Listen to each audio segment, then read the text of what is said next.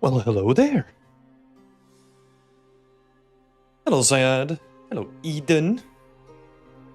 Hello, Lucas and Josh. Good to see you all here. Hope everyone is doing well and had a beautiful week. I'll switch to my camera just in a little bit. I'm just finishing up some notes, and then we can get started. I'm not going to be able to finish all the notes that I have for today again because we got a little bit sidetracked. We were watching the finale of the new Fallout season that came out, so that was good. I really enjoyed it. There's going to be no spoilers here, so don't have to worry about it. But yeah, I really did enjoy it. It was good and right on time because our subscription is going to run out. So.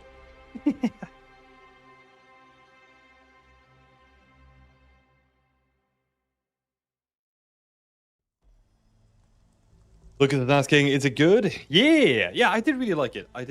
Obviously, like I'm like a big nerd when it comes to Fallout, right? So that's definitely like a big perk on top of it. Yeah. Yeah, I do really enjoy it. Like, I obviously can't say too much about it because like it's new. I don't want to spoil stuff, but yeah, I really did enjoy it. Right, let's switch on over. But yeah, anyone else watching it? Great, I have to watch it? Yeah! Well, obviously this is coming from like, I mean, you can tell, like from a Fallout nerd, you know? Like, got the helmet and all that kind of stuff here, so... Fallout is one of those, like, I don't know, one of those games that I really enjoyed, like, coming up and growing up, and it really informed, like, why I wanted to do, like, the things that I'm doing now, right? So it's yeah, it's been really nice. I've got like obviously got the Fallout art book there as well, which is really nice. But yeah, so take it with a grain of salt, my opinion. Hardtails on episode 5. Let's go.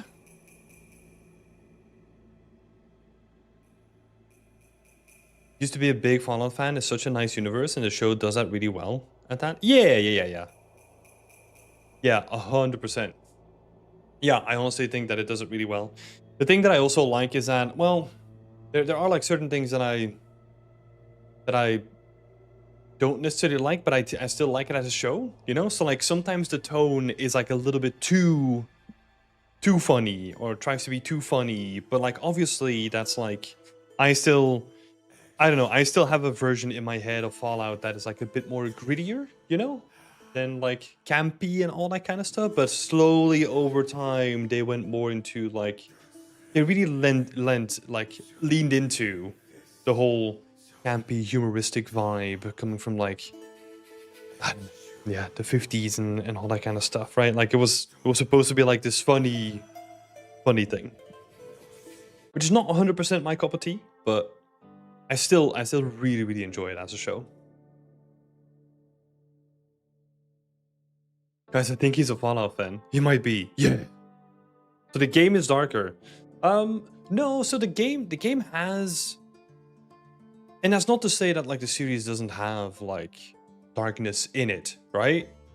But it feels more, I think the issue now is because a game, you get to be the character, and your decisions, you get to kind of sculpt the character that you want to be, right? Whereas this, it's like, obviously, it's a series, and we have to kind of, I don't know, what is it, like, go along with the character, you know? So this character is a little bit more, I don't know, aloof and all that kind of stuff, right? Which kind of leads into it too.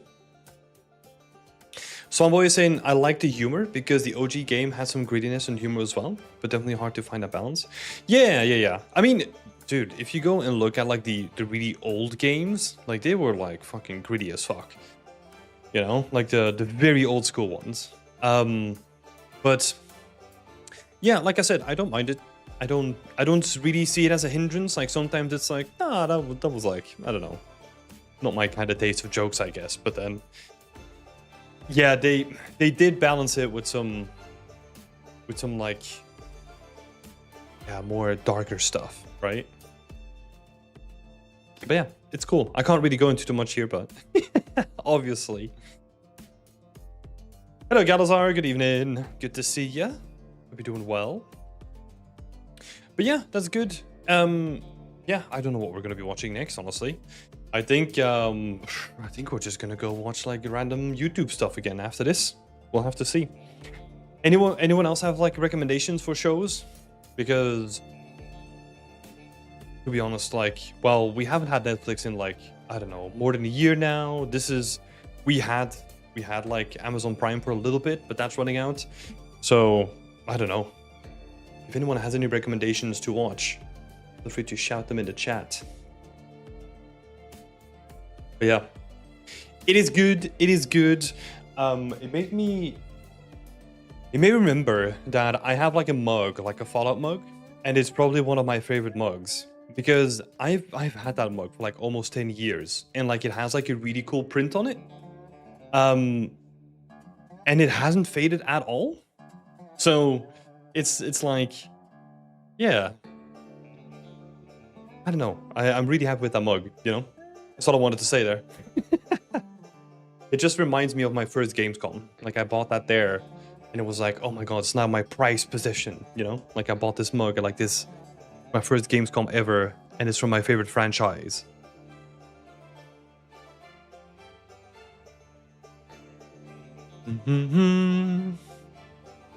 Watch Beyond Extent? Hell yeah, Swan. That's good. That's good. The Bear. It's a really good show. Okay. Oh, that's like a cooking show, right? I mean, I'm underselling it as a cooking show, but that's the core premise, right? Yeah, I've seen some stuff about it. That'd be good to check out. BE on Netflix, let's go. Yeah, we're not on Netflix yet. Who knows, you know? Oh god. No way. Yeah, it's about a show, but it gets really deep. Yeah. Okay. I'll need to put that on the calendar, and then we'll see. But yeah, what else has been happening? It's been...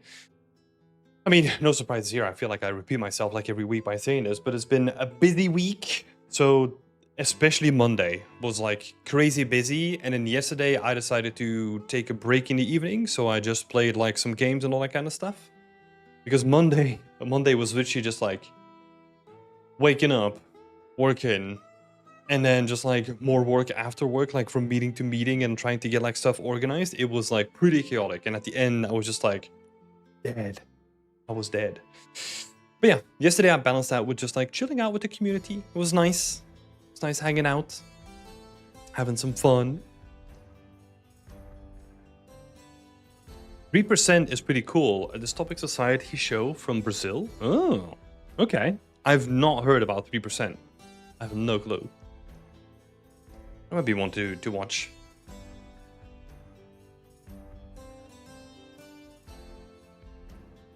Because yeah, like I think I said that last week, right? Where I don't even know what's coming up for games, so let alone like series or movies or anything like that, because it's been way too long since I've really kept up with all of it.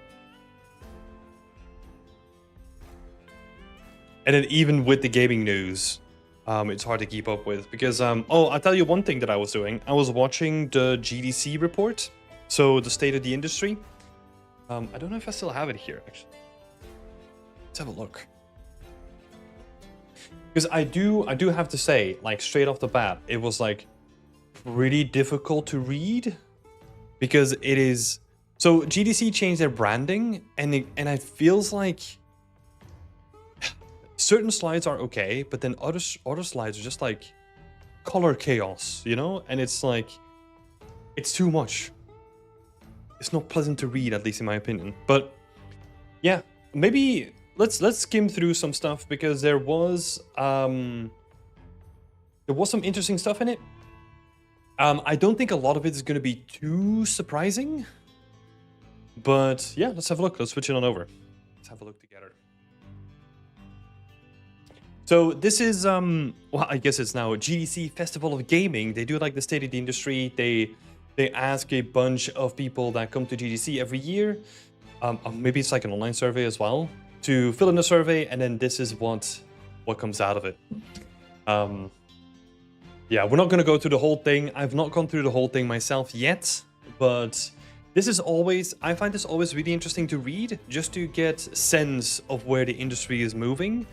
I don't know if they have them in here, but they ask stuff like what game engine are you using, right? And that can potentially be like good information for you to then be like, okay, the majority is switching over from, like, let's say Unity to Unreal or whatever it may be, right? Yeah, let's see. But as you can see, it's heavily United States based, right? So it's not representative of the majority of the European industry or like Asian industry or whatever. So that's something to keep in mind though. Let's see. This is all just like context. Let's see. Obviously, a shitty topic to start out with, but a very, very relevant one. 1 in 4 people have been laid off in the past 2 years. It was interesting, right? Because didn't I see like some numbers floating about that? I think I don't know what specific it was, but I think it was like 50% of 50% of US game workers have been laid off in like the past couple of years or something like that. I thought it was even like worse than this, which is really interesting. It may have been the numbers that I've seen may have been America or California. I can't remember, but Lucas is asking, is it on their website? Yes, it is. You have to fill in a form, but usually there's like, I think at the top, there's like research or like, I don't know, something like that, where you can find it. But let's see.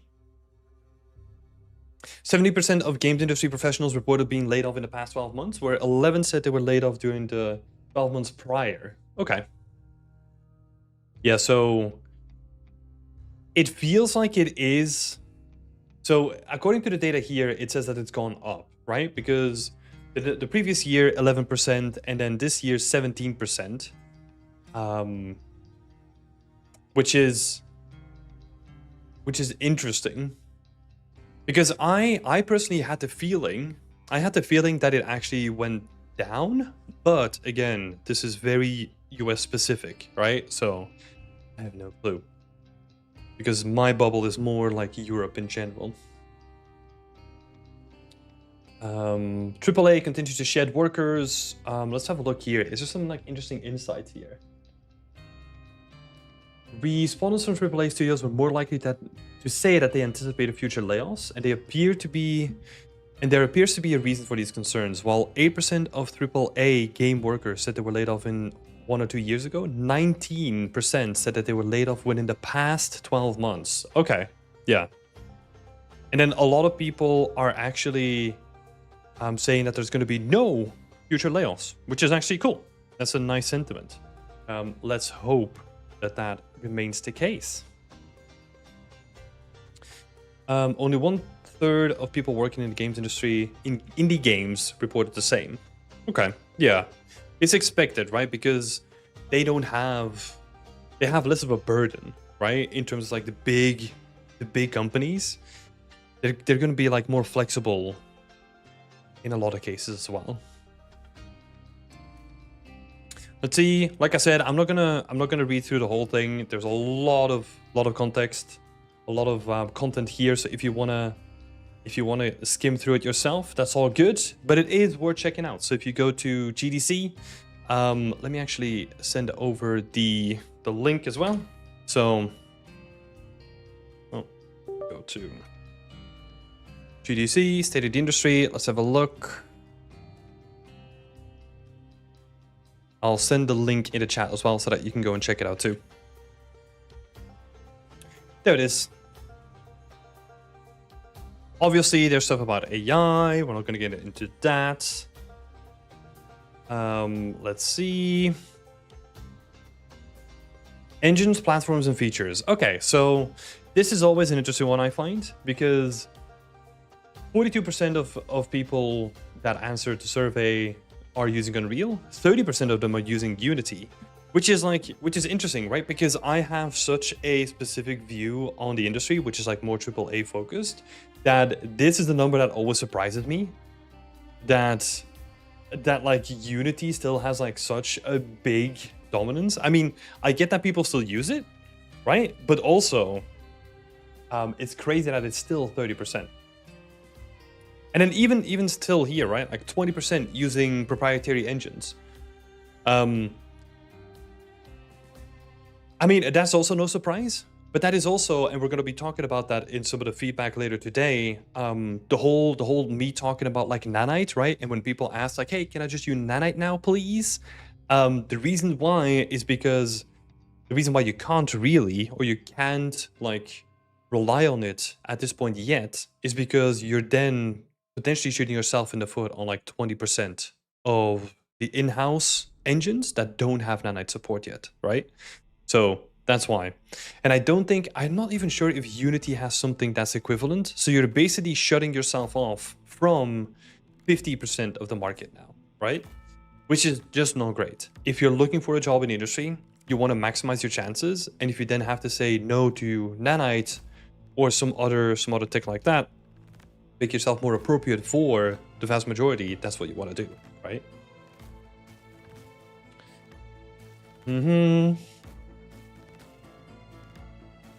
Oh yeah, see. This highlights why I'm so surprised by the number. AAA developers, 5% of them use Unity, which makes a lot of sense, right? It's actually crazy to see that like it's almost an even split between Unreal Engine and proprietary engines, which is crazy. And then newer indie studios do see adoption in Godot, which is interesting. I've not touched Godot, but yeah, it'd be interesting to check it out. Free-to-play games, majority Unity, older indie studios, majority Unity, which makes sense. Yeah, let's see. But yeah, it is worth looking through this. There's a lot more info. Seeing where like monetization in games comes from, right? Blockchain driven monetization. That's interesting. Only 1%. Paid item crates in gacha is 25%. Oh, yeah, that makes sense because we're talking about like primarily Western games, right? So yeah.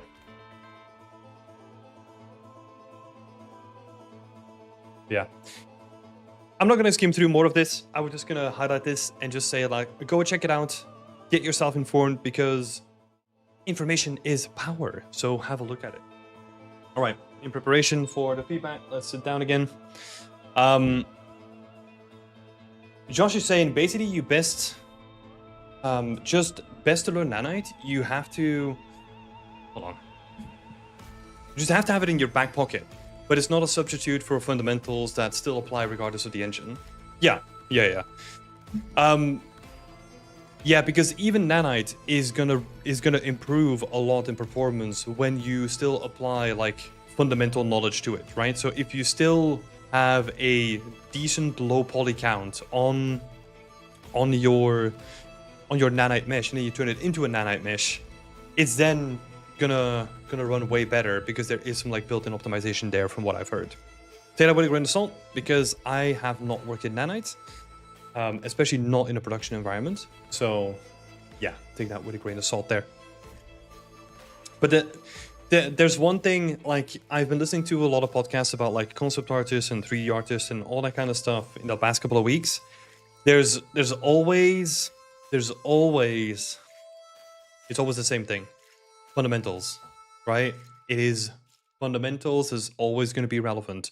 Sure, in their case, they're talking about like how to use color and how to use proportion and how to use like shape language and all that kind of stuff, right? But those things are going to be eternal. So that's always worth like investing your time into.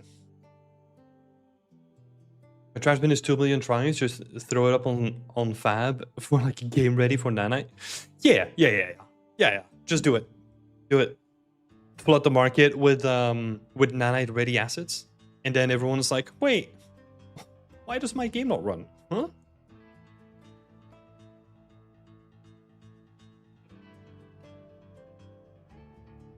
Hello, Rostam. Good to see you. But yeah, the GDC report is always interesting to read. So yeah, go check that one out as well. What else have I been watching recently? Because yeah, you're asking the question, Swan. Got any YouTube channels or artists to recommend for concept art? So I watch a lot of Adam Duff. Adam Duff has like some good talks. I think Adam Duff like reaches across the spectrum. It's not only concept art stuff, but it's also just like artist talks and like how to I don't know, how to get better at managing yourself on your creative journey. That's what I would say. Because he talks about like a lot of his experiences and how they can help other people. So that's definitely one that I would recommend. I still love watching the old school stuff from Feng Zhu, like Design Cinema. God, there's just so much good stuff on like Feng Zhu, like FZD school. There's so much good stuff on there. And then when it comes to some other things, there was a, let me see, there was an art director, Timothy something, I think. Let me see if I can find him.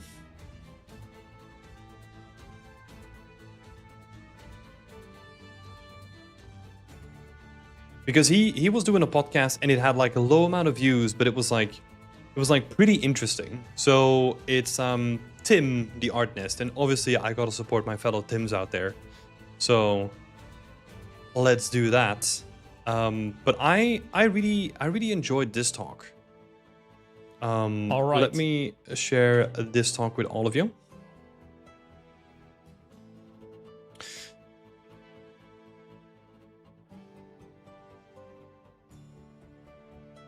Oh, Coca-Cola, just sponsor me? No, please no.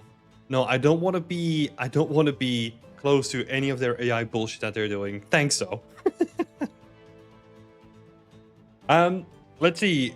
Grady Frederick Art, also a good concept art channel. Okay, let's have a look.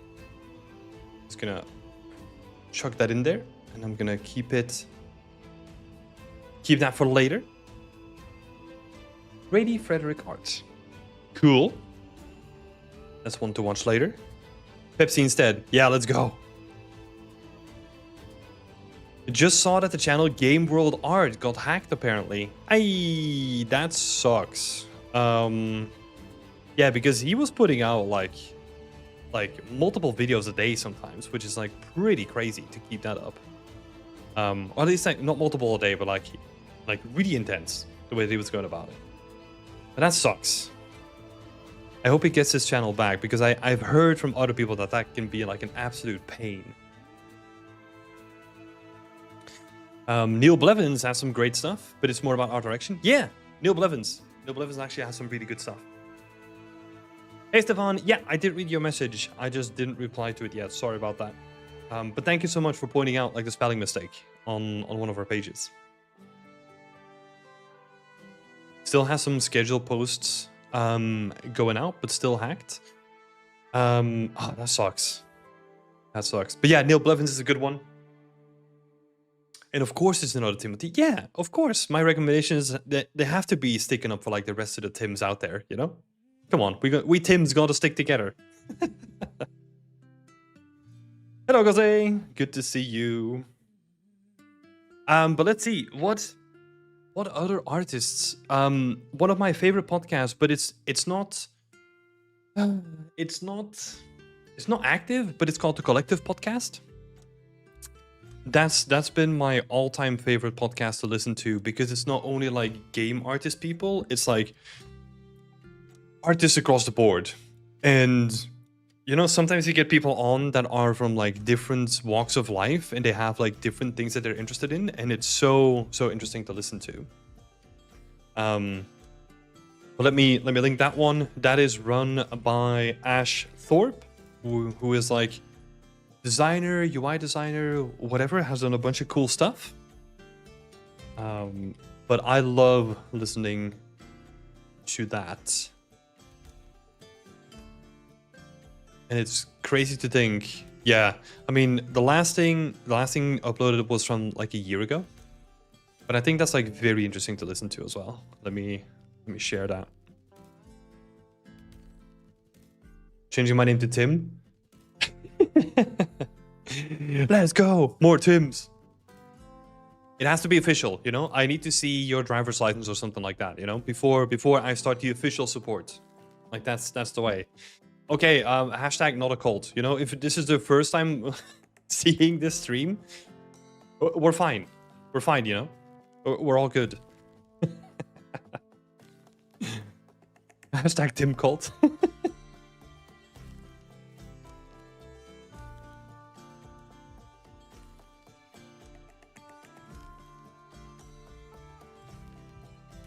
Team Tim, because clearly the Tims know what's up. Oh yeah, yeah. And the more Tims we have, the more shared brain power we have, right? Like, that's it. People keep talking about AI, but come on. Tim, that's really where it's at, you know?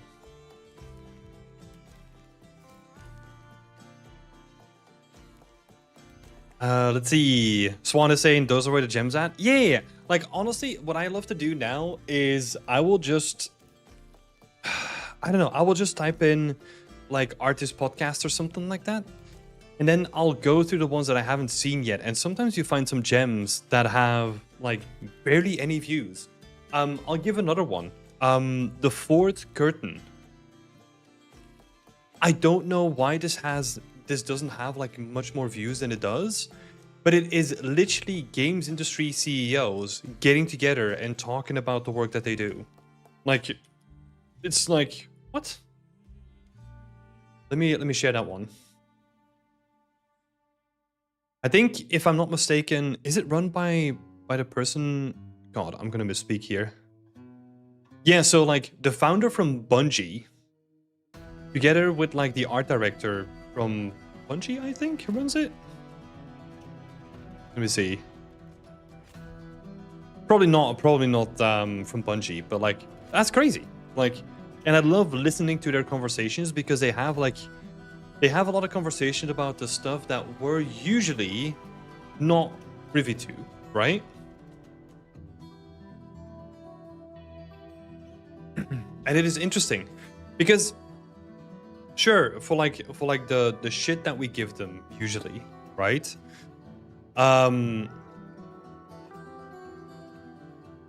When you said game studio CEOs, I thought you meant like the higher level executives. No, these are literally the founders. So this is the founder of Bungie running a podcast. I don't know if he's still a founder at Bungie or something like that, right? Because it might be another CEO. But like, it's crazy. Because like, I mean, yeah, I was gonna say like how much shit we give them, you know? Like I think a lot of this old school mentality, right? Where like, the games industry was literally like garage stuff, you know? Like all of these people just grew up like building games in their dorm room and all that kind of stuff. It feels like there is a part of me that feels like we are back into that mode, and there's a slow switch happening. I think a lot of people have realized this for quite a while now, but I think, I mean, I'll speak for myself, like being in AAA, you seem like you're more shielded from that, and it feels like the ground is shifting somewhat. And I'm excited about that. And that's why it's interesting to listen to the people who've had those experiences, like growing up and like making games themselves and like coming together with like a couple of people to make their own games and seeing how they can then grow that into something successful over time, which is like, yeah, really interesting. Josh, I legit was like, why would anyone want to hear what Bobby Kotick has to say? I would listen to it. I'll be honest.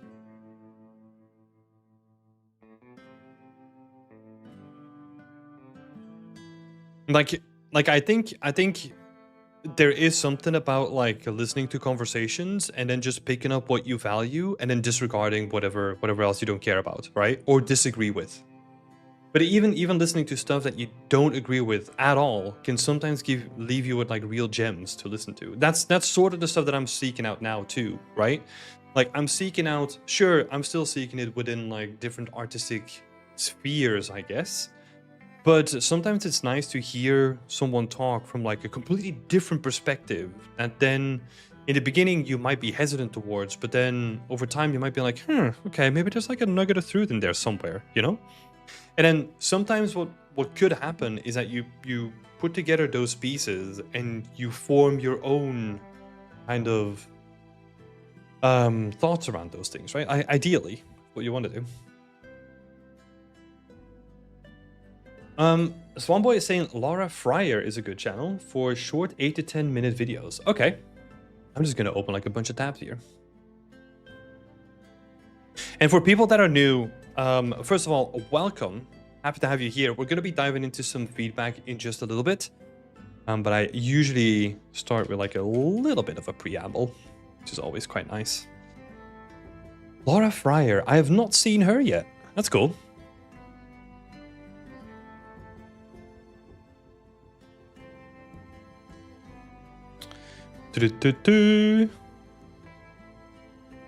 Laura Fryer.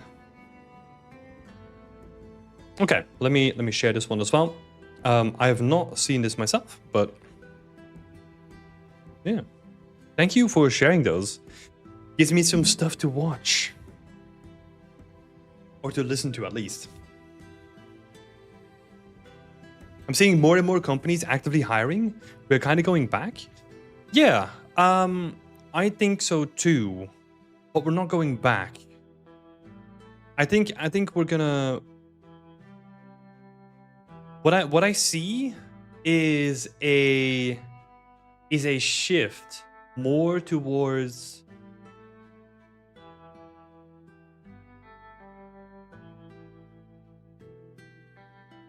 but maybe that's the sign of the times. I'll say it out loud. I think what is happening is shifting back to older models or like more like the VFX model or something like that. I'll explain. So I think what a lot of companies are doing now is they're shedding people to then offshore them to somewhere else so that you can have a core group of people and then you work with like co-dev or outsourcing studios somewhere else, right? I think that is what's happening. And to be fair, I think that's also like a more sustainable future for a lot of studios, I think. Because if let's say in your case you're a co-development studio and you work with like a AAA studio, but then also work with like some other studios as well, like that is your way to diversify your income so that you're not dependent on like one thing, right? Because that is the issue usually, right? Is that especially with AAA or quadruple A or whatever you want to call it, usually they have like the one project going on, and if that project sucks, that's it. A lot of people get the axe or the company even goes under, you know? It's always a swing for the fences. Where I think if you do it in this way, it feels more sustainable. That there is a potential for you to be... you build yourself up like a bigger runway, right? So, a financial runway, I mean. That let's say the game does decently, you still have your core team, you can still build the next thing, and you've built yourself like a runway for like a couple of years, which is good. And if the game does really, really well, then you can be more ambitious in your future thing, right? Whereas right now, it has to be like super good in AAA. It has to be super, super, super good. Or else people are just not going to buy into it, and then it's like, okay, bye. That's it. We're going sideways? Yeah, at least that's where I think it's going, right? And I think this is not like a new development in the last couple of years. I feel like companies must have known that this was coming, right? Because if you look at for example, the wages that you have in really expensive, like American cities, right? For like game dev, like at a certain point that was going to be untenable, and games industry people, like I'll say like CEOs or executives, they were talking about this for the longest time, that AAA was becoming like more and more impossible to create. Because it had there was such high demands, and it was getting more and more expensive to hire people, and like the development teams, they were bloating towards like trying to make the art for a game, because that's like still the most expensive thing to make. And it was just like all those things together, like they couldn't be supported over a long time, I think.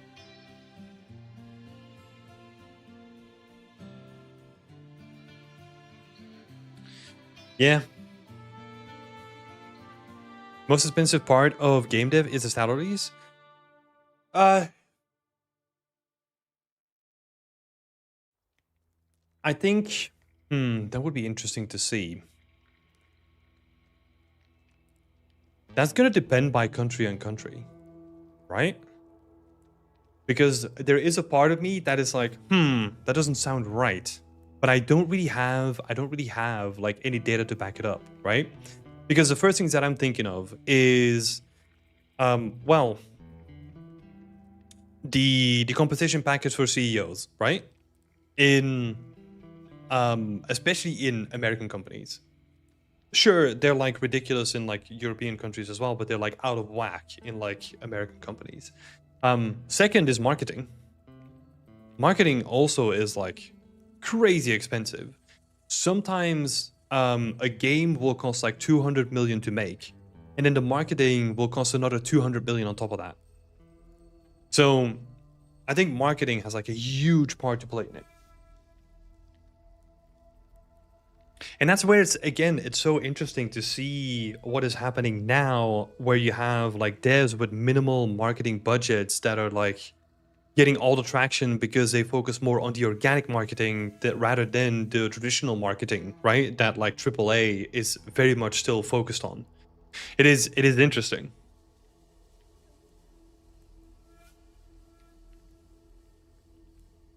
Abstract Duck is saying hello there. Hello, Abstract Duck. Welcome. Good to see you again. Recently, I heard about Capital Flight from CDPR citing AI as a reason for divestment from all creative fields.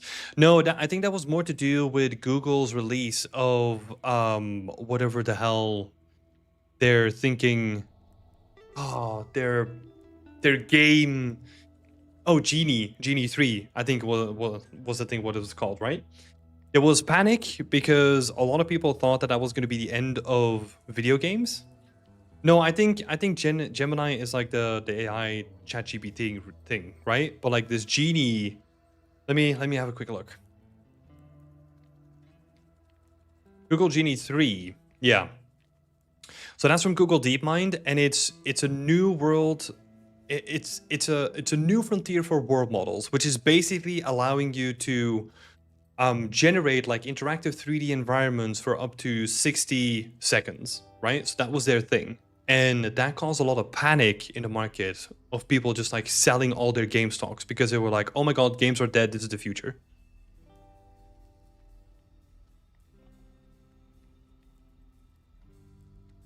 So yeah, that is the thing what happened there.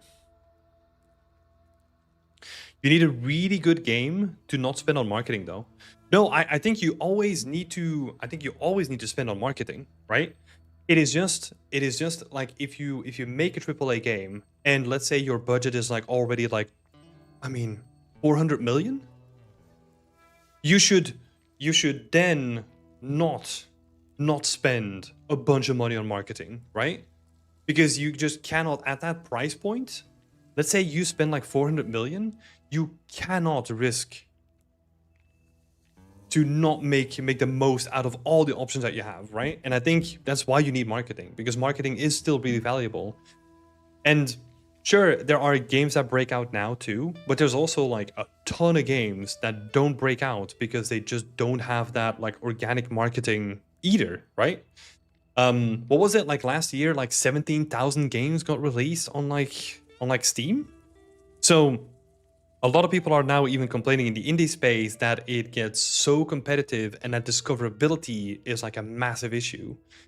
Because there's so many people that want to get into this, and you have so many people that are now switching from AAA, starting their own little studio, and then doing things their own way. They just add to the weight there, right? So that kind of comes to the question that Abstract Duck is asking, like, is indie the only way forward? No, it is not. AAA games are not going to go anywhere. Don't get me wrong. AAA games are going to exist. They're going to get bigger, and they're going to get like even crazier and more expansive. That is not going to go away, because I think there is something cool about having those big blockbuster games that are really pushing forward, like what, I don't know, the mass marketing vision is of games, right? Like, for example, the new Elder Scrolls game, right? Like, I want those games. Like, I really, really do.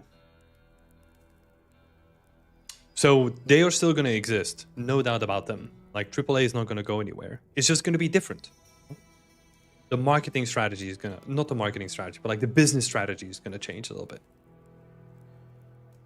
Swanboy is saying, a recent Kickstarter I've been tracking is Sword Hero, asked for 35k and is now a solo developer and is at 200k plus. Yes. Oh boy. Kickstarter, huh? That is like a can of worms by itself. Because there's a very good example that was in the news this week called Ashes of Creation, that had a very successful Kickstarter as well, and they are completely gone now, which is crazy. Crazy, crazy, crazy. And there's so many examples, right? Keep that in mind. I've bought like some of the games that I have. It's mostly board games, but I bought them off Kickstarter. You know, like the keyboard that I have is from Kickstarter as well. So I love the idea of Kickstarter. But if I see someone asking for like a 35k development budget, even if it is a solo developer, I mean, that's not a lot of money to make a game with. You know, if you didn't planning to spend like multiple years developing it. But hey, I wish him the best of luck though.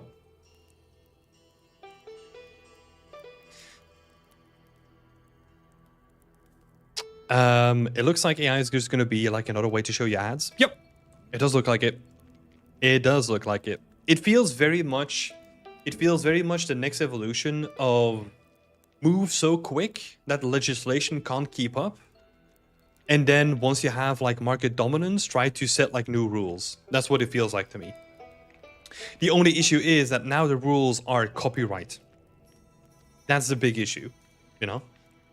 So, yeah. But yeah, this is the thing, right? Like, this is the thing that I keep saying is that if you, in the games industry, one thing that's a given is change, you know? Stuff is changing constantly, like from the workflows, from the games, like from target audiences, like from what people like, and it's just, oh my god, everything is changing constantly. I've seen so much change in this industry, and I'm not even that old, you know? It's crazy. I really love solo dev games where one guy just follows his vision for 5 years or so. It takes time though. Yeah, it takes time, and it takes a solid vision to then be able to succeed in that, right? Because we all love the story behind, like, let's say Stardew Valley, right? Or I don't know, there's probably like a bunch of other games as well. But for every story like that, there's like thousands, if not tens of thousands people who tried the same thing and didn't get there. So sometimes, yeah, there's a survivorship bias going on there too, which is something that we have to be very careful of. Because also it's very interesting to actually listen to, I forgot his name, but like the developer behind like Stardew Valley, listen to him talk, because he's very open about like just all the frustration and all the stuff that he had to deal with, and then also like not going to work while being supported by like their partner and all that kind of stuff. There's a lot of different yeah, like a lot of different dependencies going on there that are like completely invisible, right? Because we just see like, oh my god, Stardew Valley, he made so much money and has a board game and all that kind of stuff. That's awesome. but we don't really see like the invisible stuff that happened in all those years.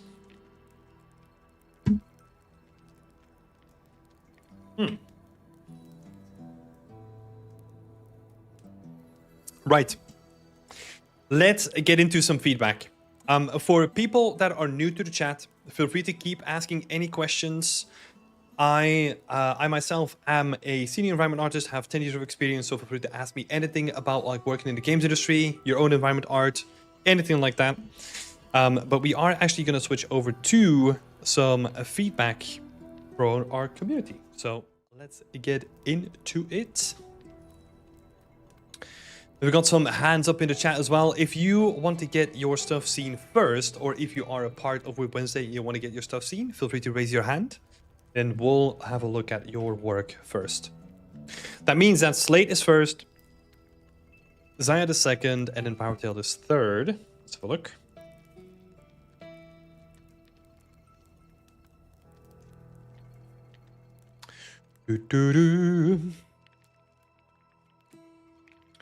Let me just hide some stuff here.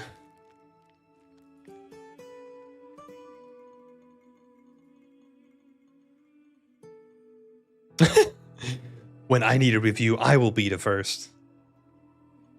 I love the competition going on, you know? The hand-raising competition. Let's see. Yeah. Okay, so let's get into it. First up is a Slate. Let me get the Discord up as well. Let's have a look at what's happening here.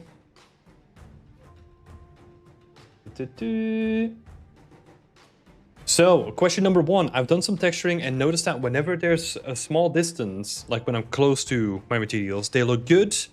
But from a distance, they look like solid colors and they don't have details, like the comms tower. And kind of the same with the asphalt. Up close looks good, but from far away it looks bad.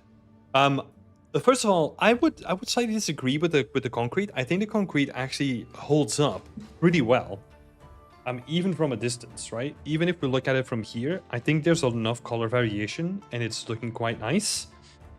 Same for like some of the wall stuff here too, especially if you're then gonna add some like decals and all that kind of stuff on top of it.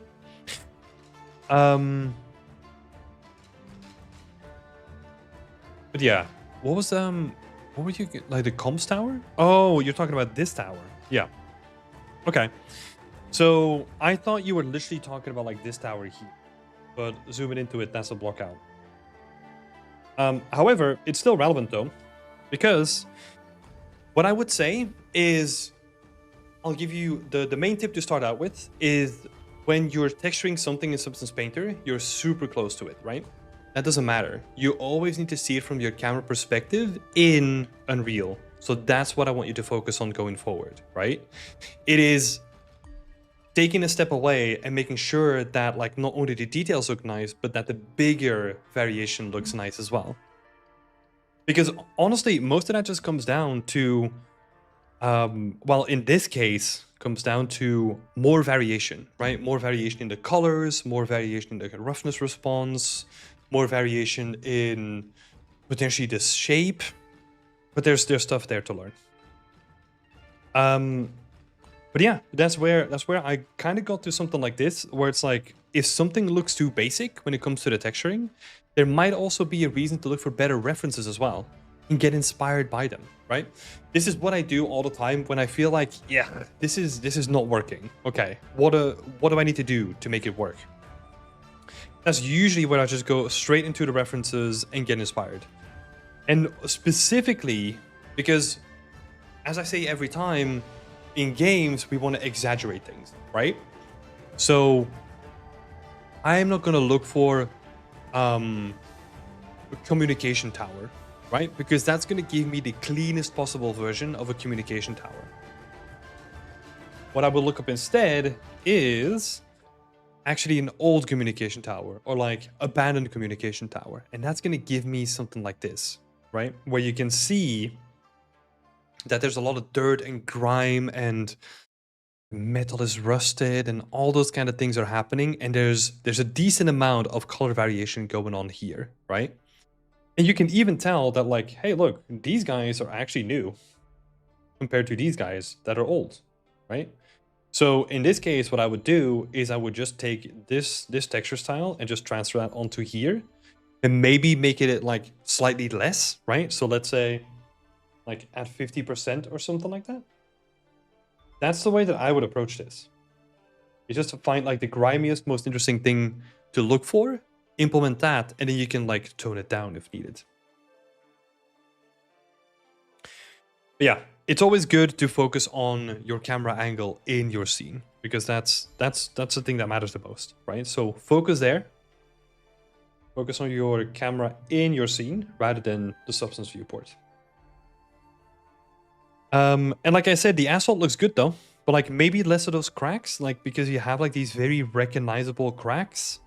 What I would do, and you've already mentioned this, is make a clean version and then have that cracked version that you can then paint in certain areas so that they don't become like this generic thing, right? Yeah, the cracked version will be the second layer. I think that makes perfect sense, because then you can paint that in whenever you want to have like a little bit of extra detail, right? And then on top of that, you make like a set of decals that is going to be really, really helpful as well.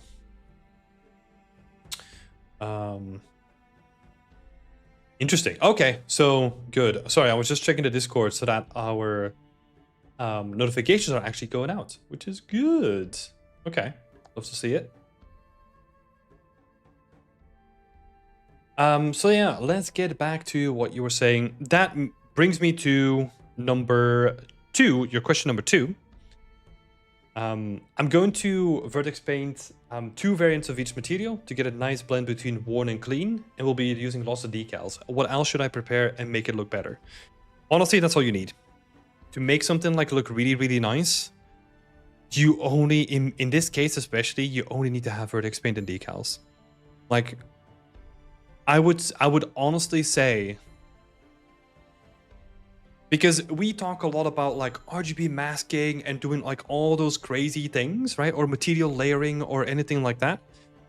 I think if you were to look at the bulk of games, I would honestly say that like 70% of them still just use this, vertex painting and decals. That's about it. Because you can achieve a lot of it. And then maybe in certain cases you want to do like, I don't know, some RGBA mask, but like it's very specific, right?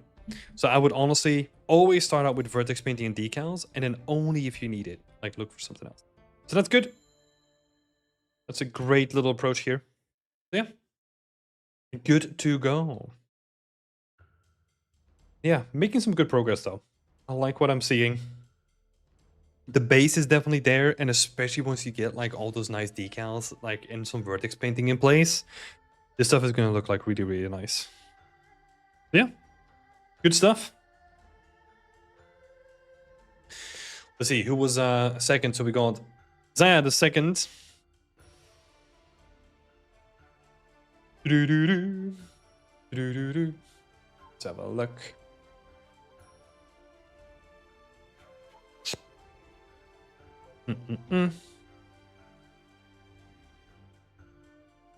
Just checking out some other people here. Cool.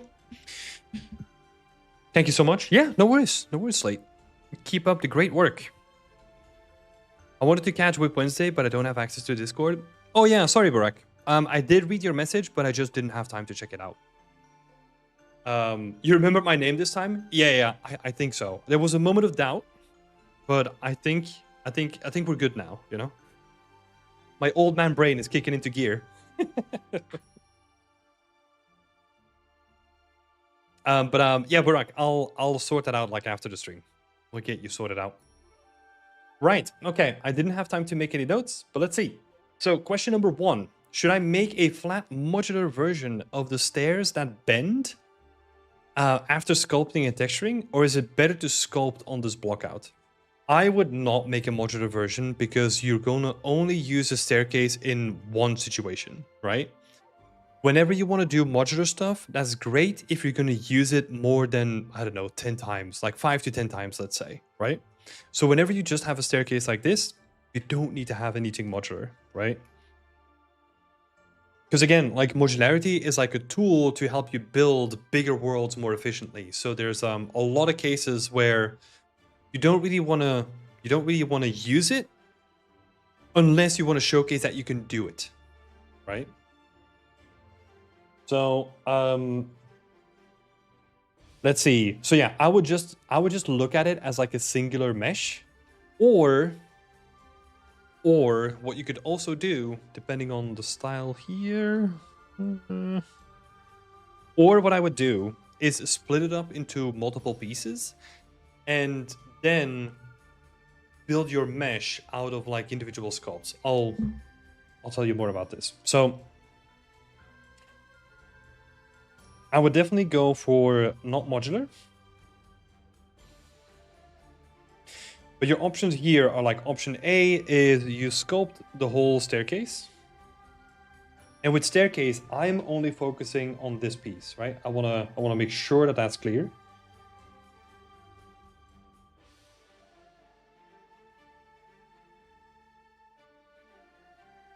I'm talking specifically about that. The reason why that's important is because it is a big surface.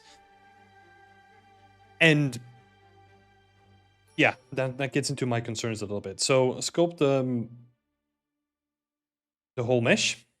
Or B, what I would do, and I think this actually might be better, is you just sculpt like a whole bunch of like individual like little sections, like little bricks almost, and then you build a staircase out of those like individual bricks again. And then what you then do is you just add like vertex painting or decals on top of it, because that is gonna get rid of the concern that I have. Whereas, well, my biggest concern is that this is a big asset, and usually you need like a really big texture to then make it look really, really good, right? So I don't really want to use like, I don't know. Let's see. Let's do a quick calculation here, right? Because that is like a 2 meter guy. Yeah, that's like way too big. Because if that is 2 meter and we're doing like a rough calculation, right? How many times would he like fit in here? Roughly. Say 1, 2, 3, 4, 5, 6, 7. Let's say 8 times, so 16 meters. No, you're not gonna have the texture resolution to do it, right? Because then, let's say this is like 60 meters on one axis. We're just gonna make it really simple. Let's say you want to use a 1K map. So you want to use like a not pixels. You want to use 1K pixels per meter. You're gonna see that this, because this is 16 meters, we do this times 16, then we're gonna have to use like a 16K map, right? As like a quick calculation. We don't want to be using a 16K map, so we can't. We actually can't. So that's why I think it's better to split it up into multiple pieces. And then that's where we get into like, maybe you could then look into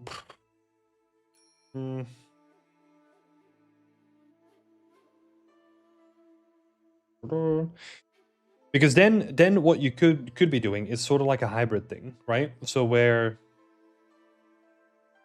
you build a straight staircase out of those individual like components, right? Like out of these like individual bricks. And that's the way that you build up the whole thing. And then what you do, once you have this whole thing constructed, then you do the thing that you said, where you just like throw it into like a bend modifier, and then you just like bend it to the side. This at this point could be like one mesh, right? You can make it as like one mesh and just use like bend modifiers and all that kind of stuff. But yeah. No, you don't need RGB masking, Burak. Like, honestly, like RGB masking is, in my opinion, like I even find it wasteful on, let's say, like an arch like this, which I know that you're currently doing, right? But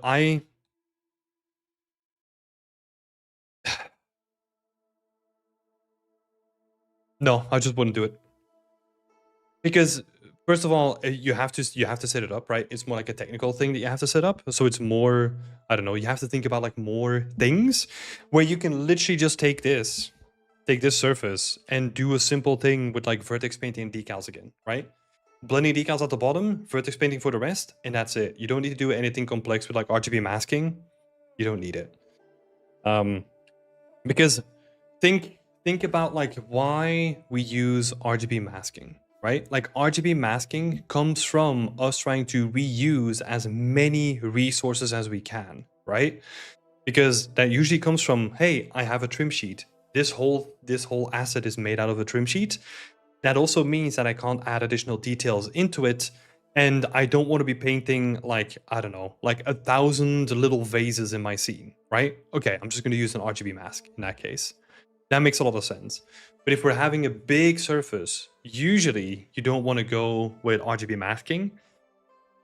There are, or like in my opinion, you shouldn't necessarily always reach for RGB masking first. I think it should always be vertex painting and decals first, and then RGB masking in certain cases. That's the way that I look at stuff. But I also look at it from like a workflow perspective, right? Whenever you have to do like vertex painting or decals, if you have those things lying around, you can just be in the engine and make stuff up really, really quickly. Whereas if you want to use RGB masking, then you have to then take that into Substance Painter. You have to paint the RGB mask, export that out, set that up in Unreal, all that kind of stuff. And imagine if you then have to do that for like 100 assets, right? Like RGB masking just doesn't work at scale. Whereas vertex painting to a certain degree does work because it's not using like additional resources, right? Where like RGB masking is, because you're pulling in like new texture sets and all that kind of stuff too. Oh no, I made an RGB mask for the gate, but didn't work on the textures yet. So, I mean, look, I want you to experiment with RGB masking as well. And it's not necessarily that it's 100% wrong, right? Because you can use that in that situation. I would say on a big surface like this, the only thing to keep in mind is your resolution of your RGB masking gonna be big enough to then carry the texturing, right? Because what happens most of the time, or like sometimes in pipelines that I've seen, is that your RGB mask texture is actually going to be way lower in resolution, and then we're going to blend it with additional resources in the game engine to kind of res it up again. Sort of like, think about it as like a detail normal or something like that. Also, I am throwing a lot of technical stuff out here, so if anyone in the chat is like, what the hell is he talking about? Feel free to interrupt me. So, I was gonna say, sculpt a set of bricks, right? So, I mean, not bricks, but it could be, yeah, let's call them bricks. I think that's the easiest thing. Because I would say like sculpt bricks and then assemble those low polys from those baked down bricks, right? And that you textured. Assemble those low polys into your staircase. And then use a bend modifier on top of it. I think that's gonna be nice. That's also gonna give you like extra geometry detail. Whereas if we try to sculpt it, and again, the restriction there is like our normal map, really, right? Because we want to get those like really nice and crunchy edges. If you're gonna try to get it on such a big surface, we just can't get good texture resolution there. So we wanna crunch it down a bit more. Cool. Second question is, can you help me decide which stair block count looks better and how to improve it? Let's see. Let's get rid of the pixels when you overpaint.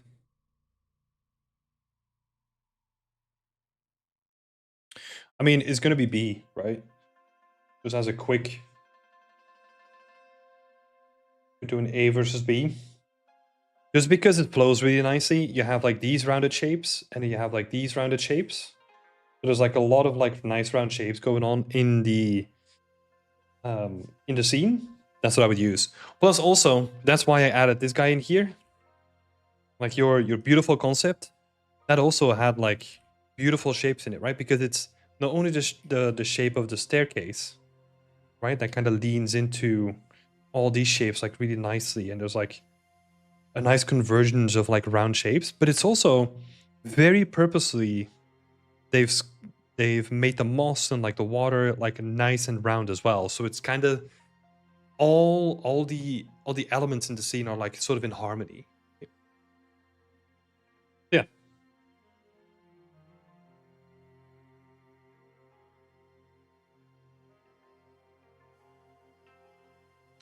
So this version works best. Cool. Thank you, Syed. Slate is saying you can use grass in the crevices only if you're thinking about adding cracks. Gives it a nice touch for blending. Yeah, that's a great idea. That's a great idea. Whenever you have like these little splits between the bricks and then adding grass or like some sort of moss growing out of it, looks really, really cool. Rustam is saying, it seems like on the reference, the first staircase is more circular and the water space itself as well. It kind of looks more interesting, doesn't it? Yeah. I mean, yeah, 100%. Because again, like all the shapes are in harmony, right? So 100% agree. Charlie is saying, damn it, I forgot to post again. No, Charlie. Come on, man. Gotta make sure that your notifications are up. Come on. Cool, but thank you, Zayad. Let me quickly remove my sweater. I'll be right back because it's freaking boiling in here.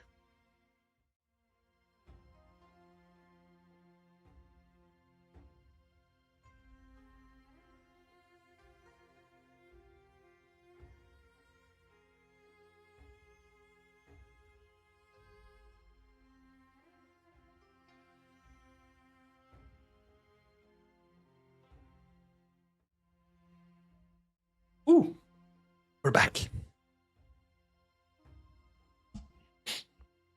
Right, who was going to be next? Let's have a look. Powertail is going to be next. Let's have a look. I've not made any notes. There we go. Questions for the week. How are things looking and feeling with the newest update? How's the silhouette of the stairs and other things looking? Does the scale and the proportions look correct? And how's the read of things? So in general, if there was proportional stuff wrong at this point already, that should have been clear in like previous updates, right? So I don't think there's anything changed there. But let's have a quick scan of things.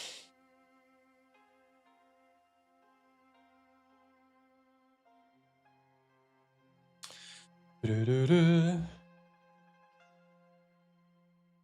really see anything wrong.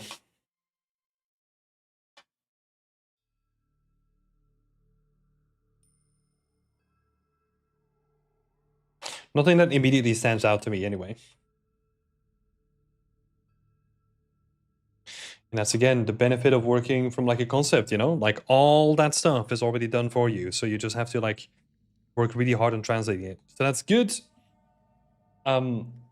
Anything else you notice to work on or things to focus on?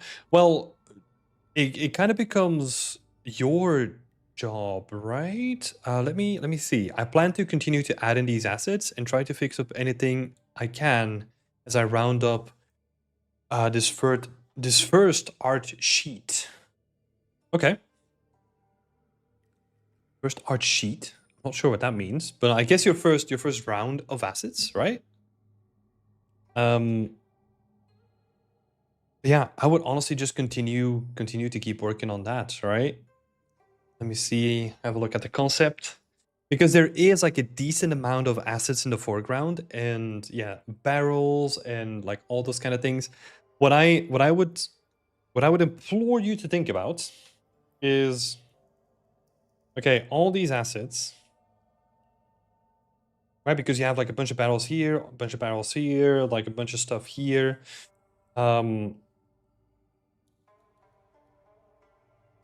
How are you gonna make them?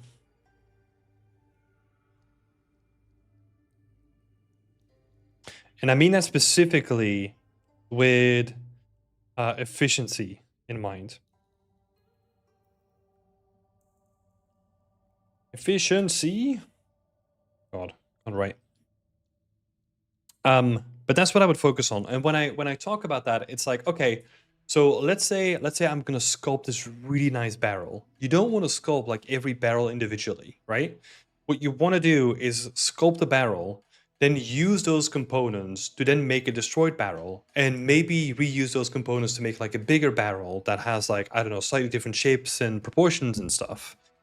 So that you're not sculpting like barrels from scratch, but you're making the individual components, and then you can make like a bunch of barrels like you want it. Because, for example, if you have a wooden barrel with some metal rings, right? If you just treat them as like separate things, you can already make like a broken wooden barrel with like some rings still holding it together. Or maybe there's like a clean barrel, maybe there's a one barrel without metal rings, all that kind of stuff, right? It's more thinking about like efficiency and modularity.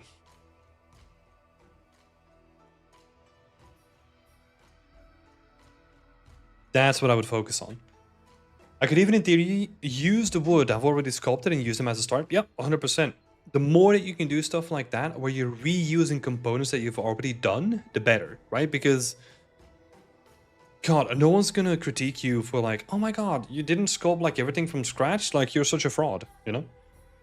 Wherever you can be smart, be smart.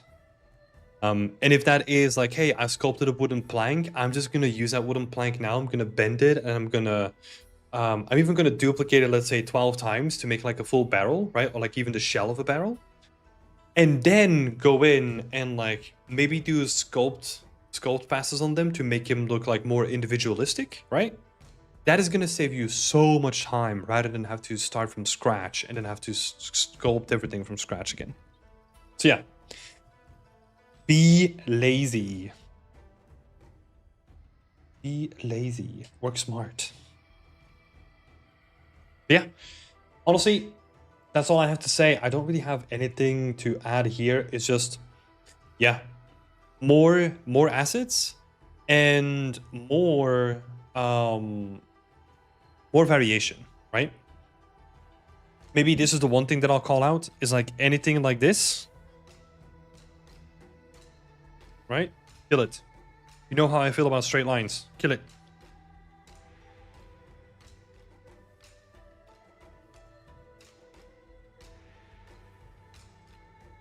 Same thing here, right?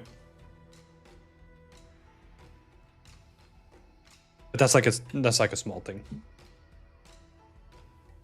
Cool. Great stuff, man. Keep up the good work, I would say. Looking nice.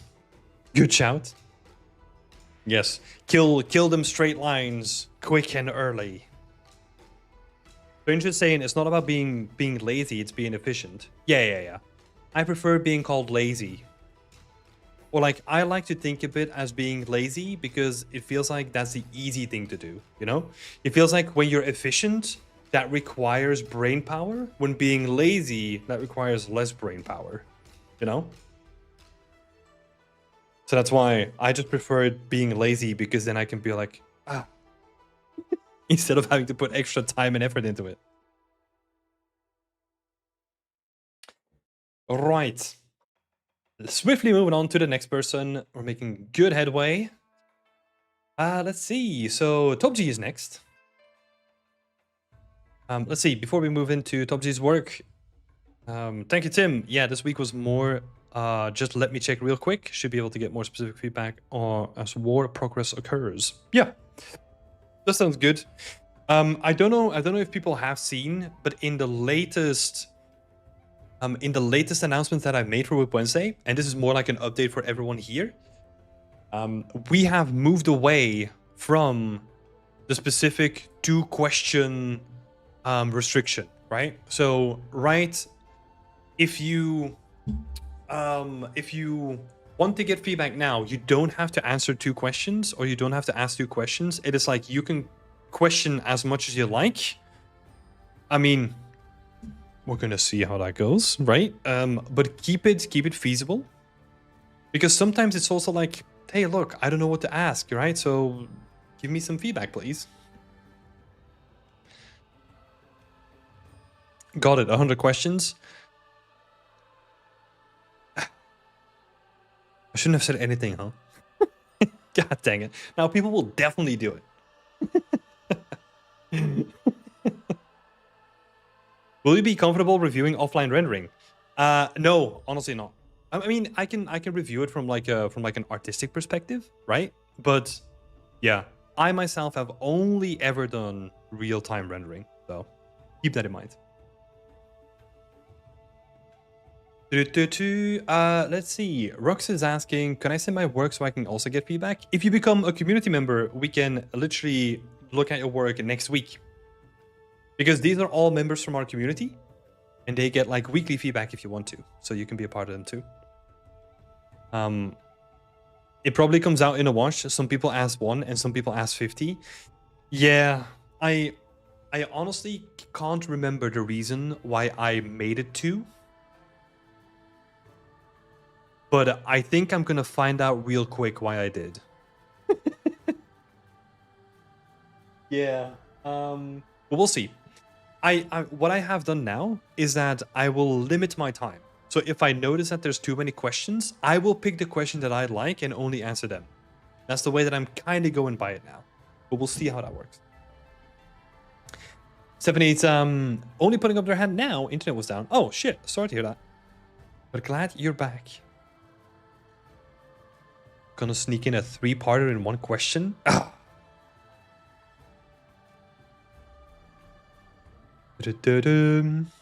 I thought it was for like clear feedback because it used to be like feedback please, and like yeah, that's true.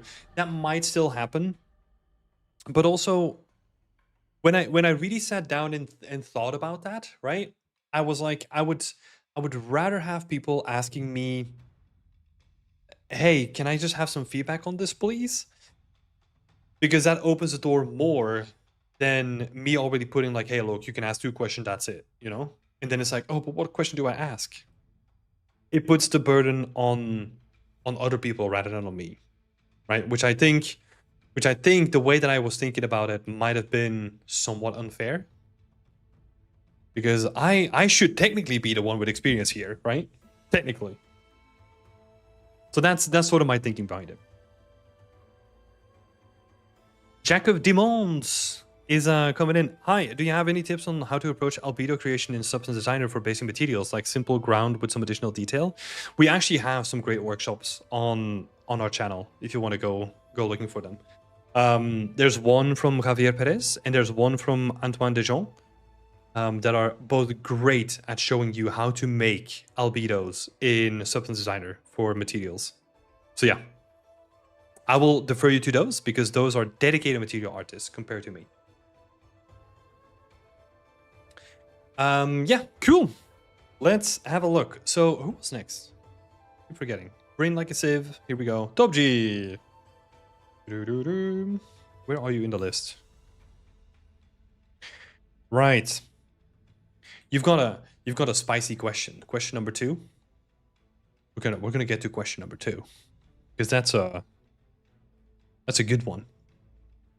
Let's have a look. So your first question is if there's something out of place.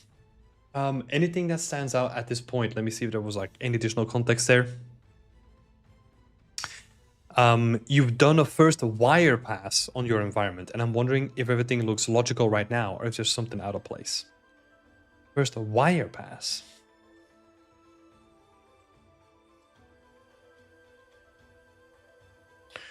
We got stuff going to the fountain, which looks quite nice. We got some wires up there.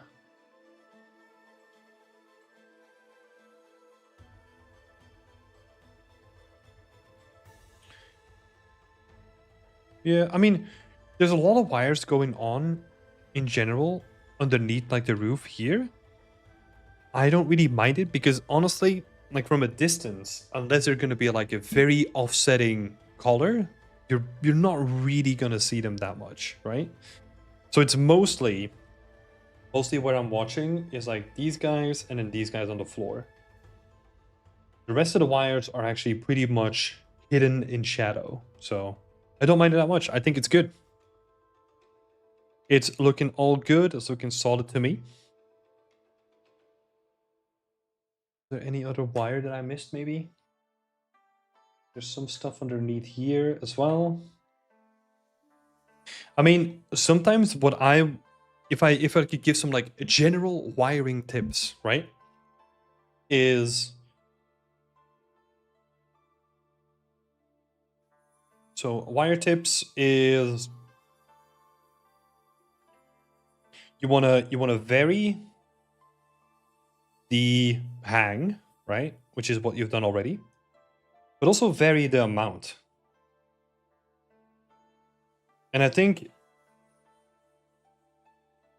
with certain bundles like this, it's like it is okay to have them. Oh wait, there's another one. Vary the thickness. Because I think you've done a good job on like vary the hang and vary the amount. But then sometimes in clusters like this, it is nice to have like the one thicker one, and then you have like a couple of like smaller ones like next to it, right? So you can almost have like, oh, there's a chunky one, and there's like a tiny one next to it. And then that's where it becomes fun to like play around with the hang, right? Because then you can have like a smaller one that kind of like loops around like the bigger one. And that can be like a more unique one you can play around with. But yeah, also think about like how they would be attached, right? Attachment points are also like pretty important.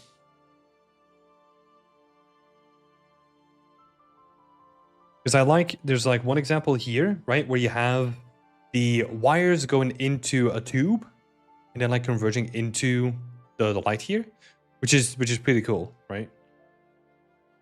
That stuff is really interesting because it adds variation. So yeah, if you can find like excuses to do more of it, I see like one over here as well. But then maybe some people have like doorbells, right? I mean, you're not going to see them here. Is it like another door that we can potentially use? For example, like a little doorbell here, like an exterior doorbell. And then maybe that connects from like the light up again. Something like that. But yeah, overall, good job. It's always just like the same thing, right? Like vary the hang as muchable, vary the amount, and vary the thickness of them. And then think about like how they attach to each other or the walls and like all those attachment points, right? Yeah, cool stuff. I like it. And then question number 2. Big one. Big one. Should I expand my environment? No! Don't do it! Don't do it, dude. I mean, it is always an interesting one, right? Because I get where the ambition comes from, right? But I wouldn't do it at this point. Because I can see that you thought about this, and it makes sense, right? It makes sense that you've built your environment in such a way that it can easily be attached to later. But I think for the amount of work that this is going to require, even if it is going to be reusable, you're still going to have to do like, I don't know, set dressing. You're going to have to do all the wires. You're going to do have to do the decals, vertex painting, all that kind of stuff, right? But I wouldn't necessarily do it because this is the money shot, right? If this looks good, I don't freaking care what's happening on like the wall to the right because I'm never gonna see it, right? And I'd rather have you spend a bunch more time on making this look extra kick-ass than like adding in like another wall that is just, I mean, yeah, you're just gonna have to like come up with like a lot of stuff there, right? So it feels like a distraction, especially for the amount of work that it's worth. Now, what I will say is if at a certain point you have, I don't know, 80% of the environment done, you're not bored and tired of it yet, I would then say, yeah, do it, you know? Because then you don't really have, when you're that far in the production of your environment, the big question marks are done, right? So you have a good feel of the materials and the scene itself. And then it just becomes like, okay, cool. I can make this little section. But it's still optional in the end. And to me, what the biggest point really is let's say we have this extra corner, right? Then we need to also think about like, okay, what makes this corner unique and why are we showing it off, right? Because think about the amount of time that we spend talking about the story and how you're gonna build all the foliage and like how you're gonna showcase how people have left and all that kind of stuff. We then need to think about, okay, how are we gonna do it differently here? And what is gonna be like the selling point of this angle, right? Because that is immediately what people are gonna be thinking about. Mike is saying keep it simple, quality over quantity. Yep, 100%. And I think so. Whenever I do like mentorships, right, this is something that we talk about a lot, where most of the talks that I have with people is about going smaller. Because I mean, I keep saying this, I need to find a better way of saying this now, right? But this is not only about your work, right? It's about like a lot of people that have that ambition to make like bigger environments, right? But you increasing the scope doesn't really show a lot of other stuff that is not already visible from your first screenshot, right? And also scope and scale, again, usually gets built by other people in the team, right? You're not going to be working alone on like a lot of big stuff most of the time. So that means that you just have like bodies to throw at the problem. However, for your portfolio, you don't have that. So I wouldn't rely. It's just there for now. Yeah. And you need it, right? You need it to a certain degree to like block the shadows and all that kind of stuff from coming in. And again, like I'm not opposed to it, but for like the additional workload that it's going to create, it is honestly not worth it at this point. And I think if I look at the majority of my favorite work that is built by, let's say, students or like environment artist juniors that are getting into the industry now, most of them have just focused on, hey, this is this one angle, maybe like a slow pan through it, but it is absolutely polished to the next degree.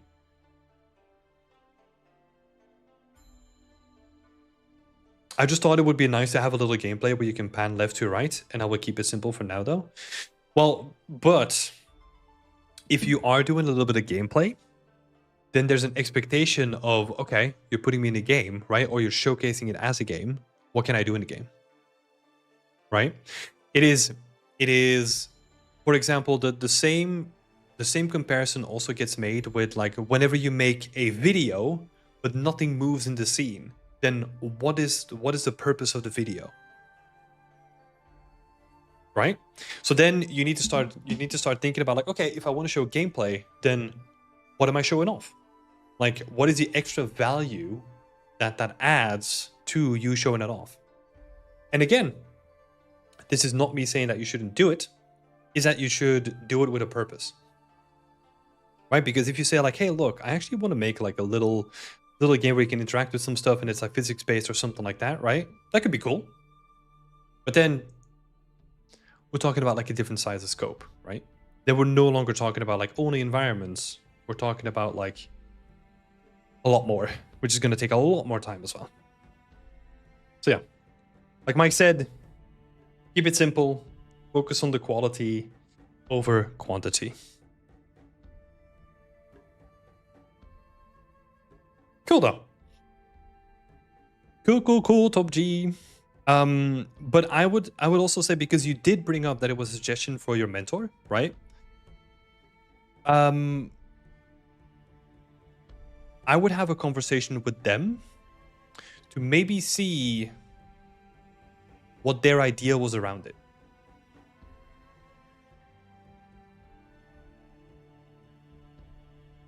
Because that would be interesting to question. Right, who is next in line? We got Galazar and Megval. Cool. Have a look.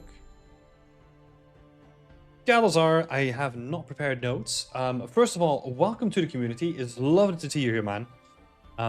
Glad you decided to join us. So, Yeah, let's have a look. There's a bunch of questions in here, so let me try to condense them down, right? These stones that I'm marking red, so we're talking about like these guys down here.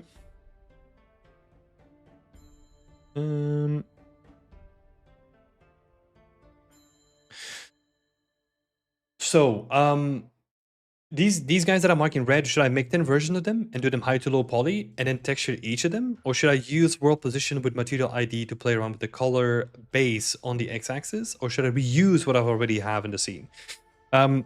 So when you are making this, it's not only about this wall, right? It's also about like these pillars and these guys. And this little wall here, and this little wall here. Because ideally what we want to do is basically everything that's stone, we just want to make it one time, and that's it, right? So I think in that case, I would say for this specific project, it is probably going to be better to do, like you said, like sculpt 10 of them, and then build those individual assets out of individual bricks, right? So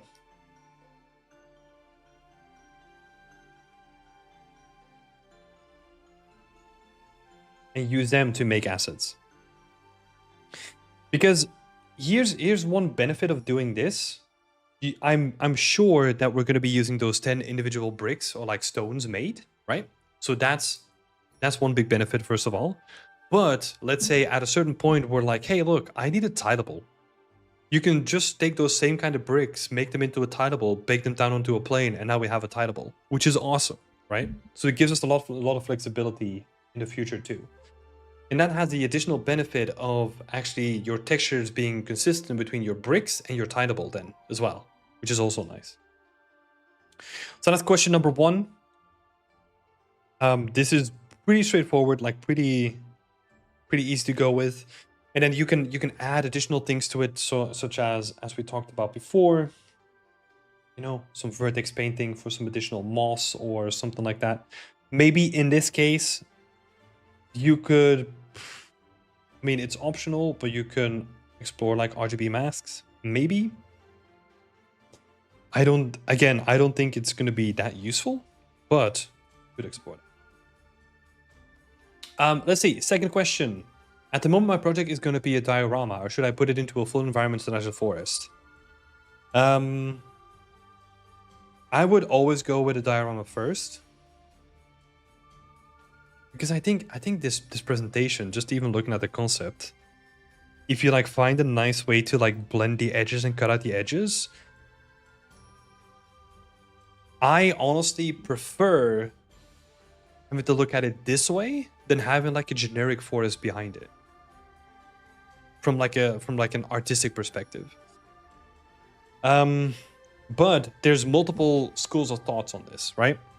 Because if we are a game artist, it is to your benefit to showcase that it's an actual playable level, right? As in like it looks like a playable level. So I will give you a choice. If you want to go more the artistic route, artistic and potentially less effort.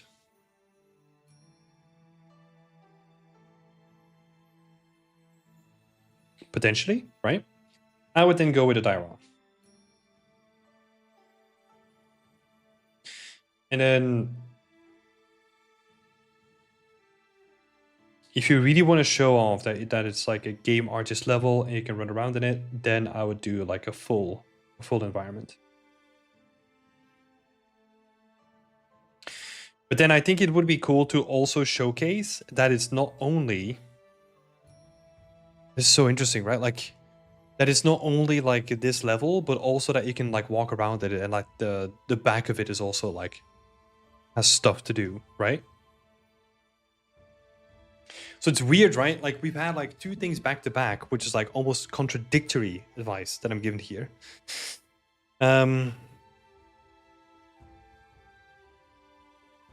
Because I don't want you to like increase the scope of your environments. But there is like this contradiction exists, right? If you want to go artistic, I would go with diorama. If like you want to go more game artist, I want to do like a full environment. But then you also need to show off that it is a full environment. Galazar is asking, if I go with a diorama, what should I put in the background? A solid color? What do you want to do with your background? What did you have in mind? Because it's not a question. So there's like artistic questions we can sort of talk about, right? But in the end, it is still your work, and it's still like how you want to present it that is important, right? Because I quite like this sort of presentation. That's why I thought of a full environment. Oh yeah, do a full environment then. That's the thing, right? Like I can give you some advice. That is why I'm giving you like, hey, look, here's the way that I think about this. Like either you go with like the artistic route or like the game artist route, and that's the context, right? But you have to choose. Because the environment, the background is empty. But I think something. So here's me personally, right? I think this concept, if you execute it and you kind of have like an empty background, I think that could look awesome too. It's just, it depends on what you do with it, right? That's why we're artists. Like, but maybe you have a preference for one or the other. And that's most important to lead into. Because you also want to showcase like what you bring to the table as an artist, right? Right. So another question is the texture of a grass. I don't know what it should look like. Any suggestions what I should do? Oh, if you don't know what it should look like, you need references. That is, I mean, it's blatant, right? But like, if you don't know what anything looks like, we need more references.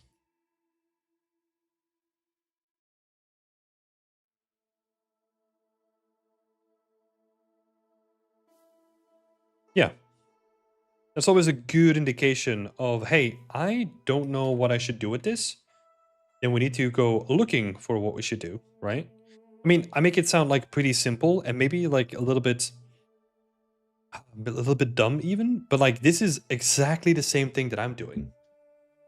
It is literally just like whenever I think like, I don't know what to do here. I spend a bunch of time just looking at Google and just being like, okay, that's what we're gonna be doing.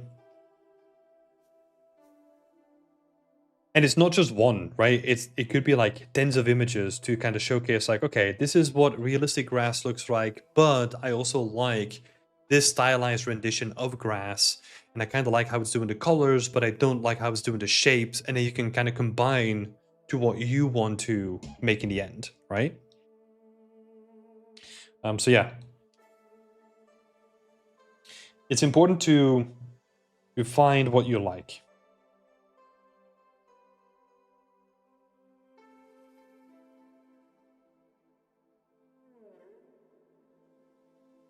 In these references.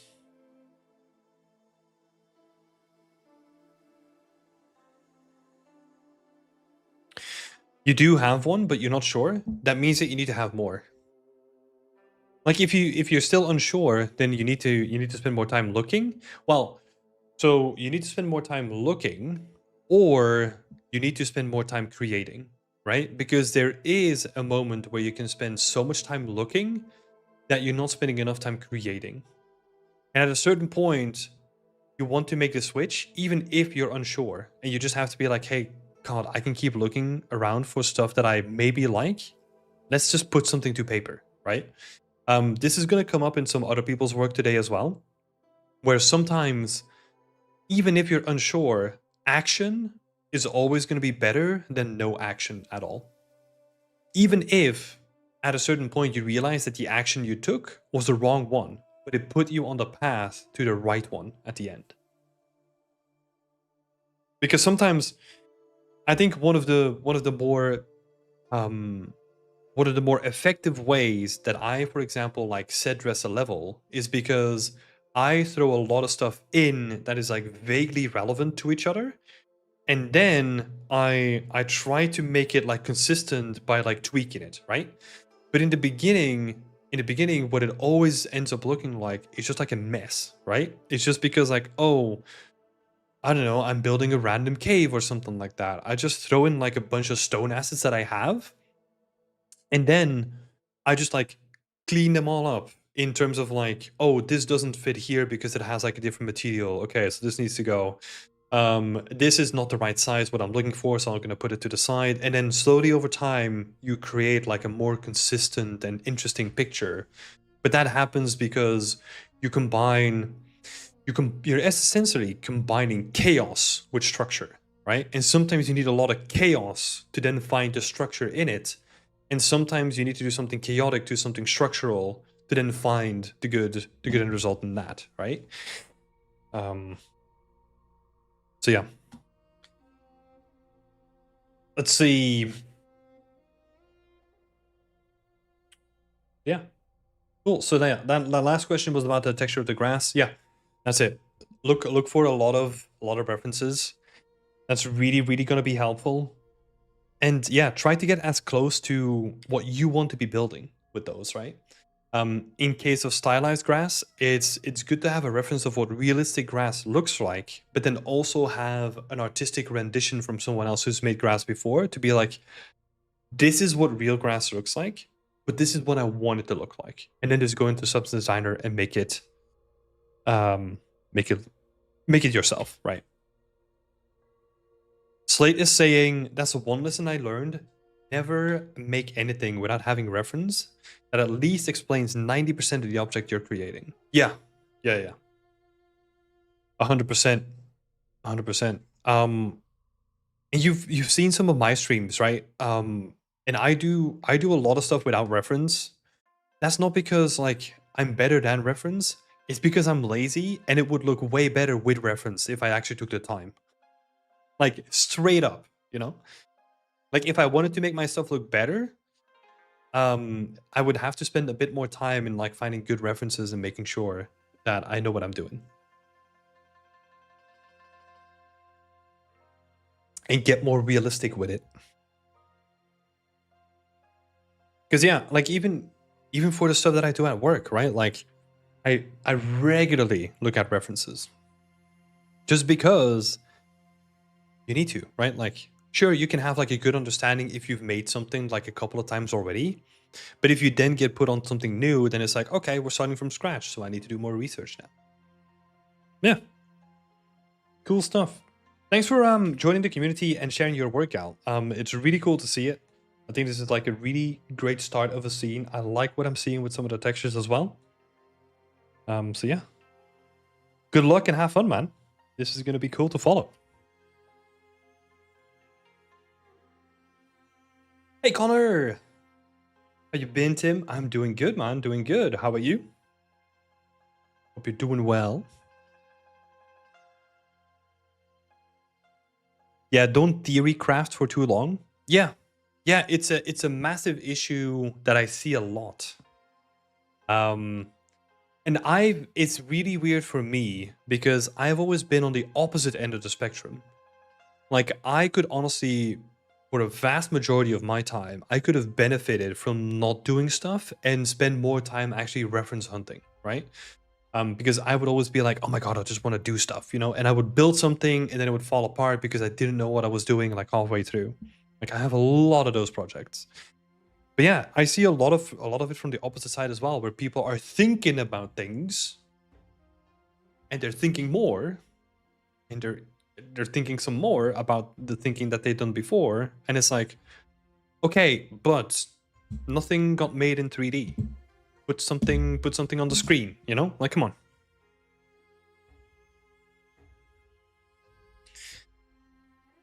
Cool. Let's have a look. Who was next then? So Galazar, Megval was next. Then we have Julia, and then Stephanie. So Megval is already on the screen. What am I doing? Such a goofball. Cool. Hey, thank you thank you for supporting the community, Anstes. Happy to have you. Oh, that reminds me. I guess we have to throw a little party because we literally hit like 25,000 subscribers like yesterday, I think. So let's. I just want to take like a moment to thank you all. Thank you all for making this happen because it's been amazing to be able to do this. I'm really happy that we have like so many workshops out there. And yeah, I just want to thank you all of you. Thank you for your support. Let's have a look at McFell's work. So 2 questions here. Thoughts on the roof material and thoughts on the wall material. First impressions are really good on the roof material. I like what I'm seeing. Wowza, it was 12K when I joined. Let's go! We be going up. Yeah, and that's honestly, most of that is thanks to like all the amazing guests for our workshops that we've had. We've had some really, really great presentations and really great workshops. Like it's been amazing. And I'm just happy to be able to like organize it with your support. So yeah, thanks all for doing it. Like it's weird. Like I don't really do this too often, you know, like saying thanks, but I should do more of it because it's all because of you that is possible. So thank you so much. Let's see. So thoughts on the roof material. Let me get some context here from the Discord chat. Both on the material, but also on the shape. I tried to break up the pattern by placing additional sheets on top of each other. Yeah, I do really like where that is going. I do really like that we're seeing a lot of this. The only thing that I really have to say about this is, well, first of all, I like the material where that is going. I like the placement of all the individual assets as well. I would try 2 things.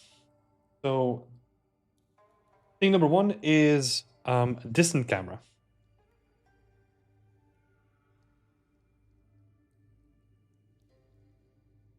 I would give that a try. So for example, because I know it's been a while since we looked at it from a distance, but I can almost guarantee that if we look at it from a distance, it becomes like pretty homogeneous.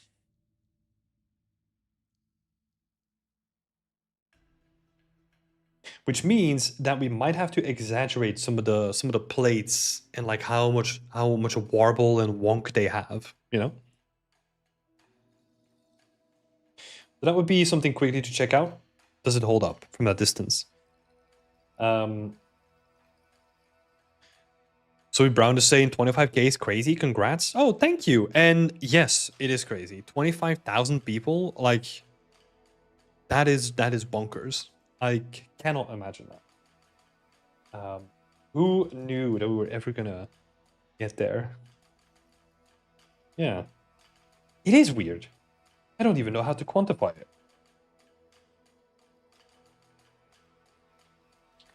Yeah, it's all thanks to all of you. Let's see. A distant camera. What was the second thing that I was gonna say? Oh, silhouette.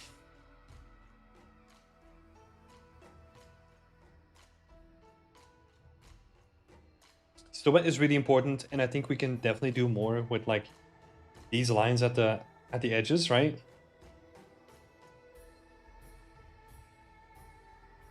Especially when you're doing something really cool here, but it almost feels like we need to like really exaggerate some of it. Again, depending on where your camera is going to be situated in the scene, right? We need to get Tim his silver play button. Let's go! Well, dude, by the time that we get that, there's going to be no more place, no more room on my wall because it's all going to be fucking filled up with team challenges. So what are we going to do with that?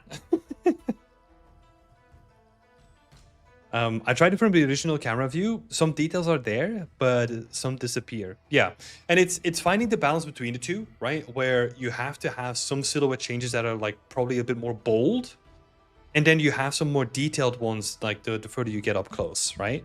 So, yeah. I would definitely think about those two things. Like the distant camera, does it hold up? And maybe we have to do like a bit of more split and make the panels a bit more wonky. But yeah, let's see.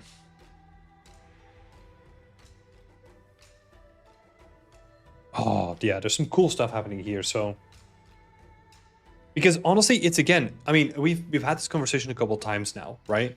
Like rest versus detail, right? Something like this could be really interesting where you have an area like this where you have a lot of wonk, right? And then it goes into like a normal rooftop here. And then it's like, okay, so this area is wonky and the rest of the panels are just nice, right? And the balance between the two is going to make it way more interesting. For example, we see the same thing here, right? Where there's almost like a secondary layer on top of it, but the rest of it has like pretty small details across the board, right? And doing a combination of the two can really work in your favor. So that can be it. So that would basically mean that at this point, you almost need to pick just like an area where you can have like a bit more layering and a bit more distortion, and then the rest of it can be clean again. I think that can work really, really well. Next up were thoughts on the white brick. I wanted to get some feedback compared to last week. I got 3 variants that are being used to blend between. Okay.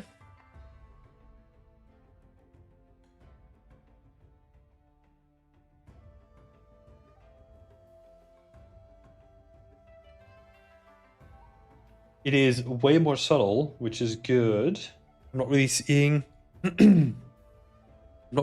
any noticeable blending pattern things popping up, right? Because that was the issue from last time. So that's good. Love that.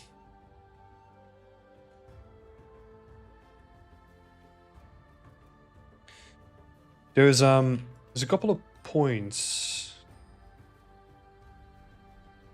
You have like a lot of these like diagonal lines going on in one of the patterns, which is like very recognizable.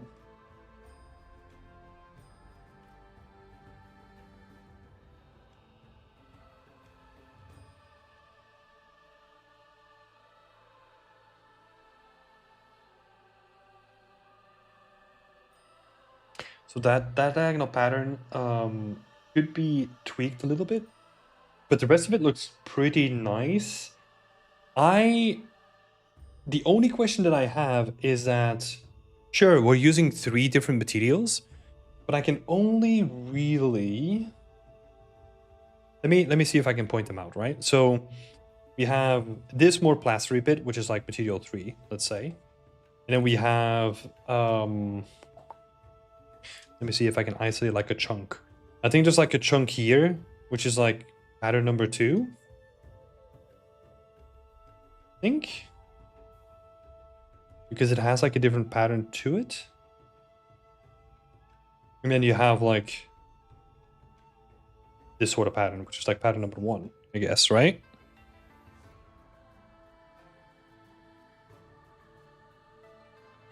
It's supposed to be one that's mostly plaster, one that's subtle brick, and one that's more.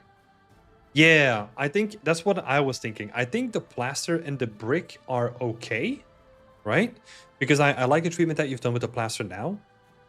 But it's almost time to experiment with like maybe pushing the values like a little bit more apart.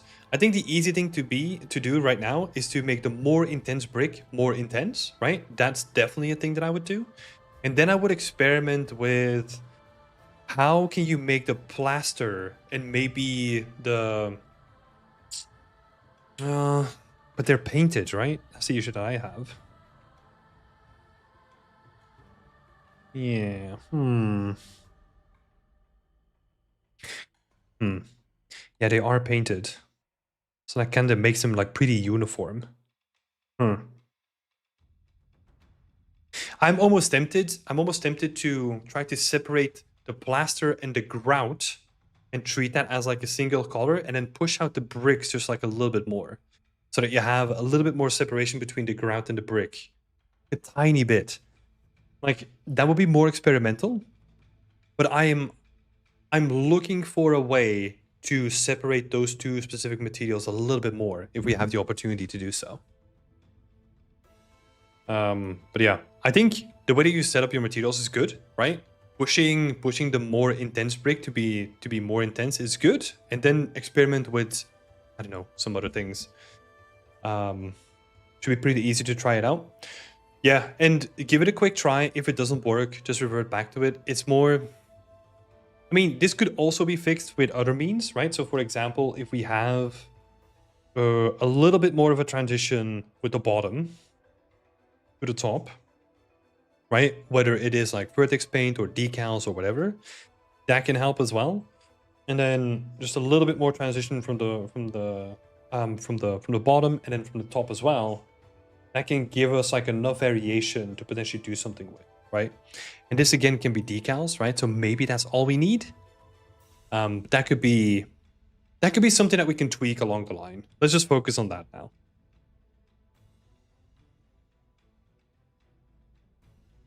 So yeah.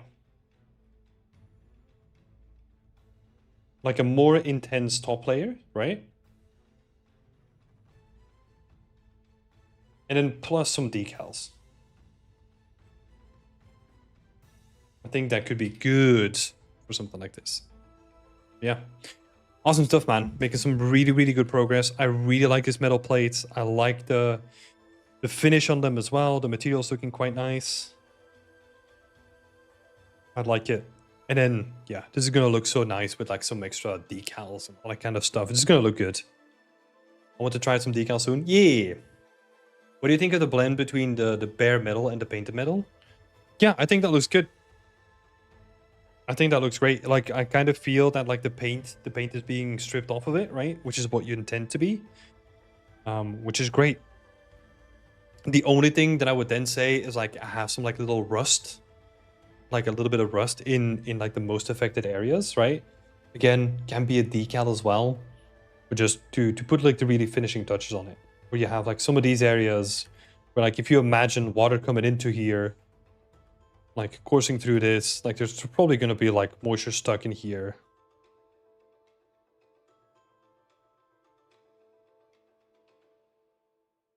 And that's more like an idea for like finish.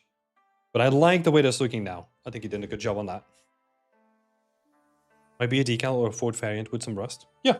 Whatever's the easiest in the setup, right? Because it's literally just about like small edges to kind of break up some areas.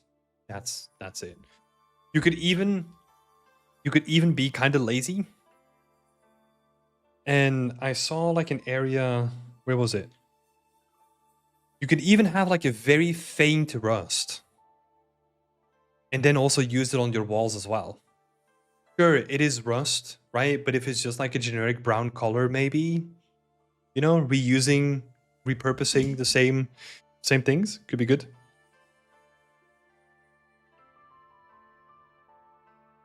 Thanks for joining, Tad. Talk to you later. Cool. Thank you, McFell. Good stuff. Love to see it.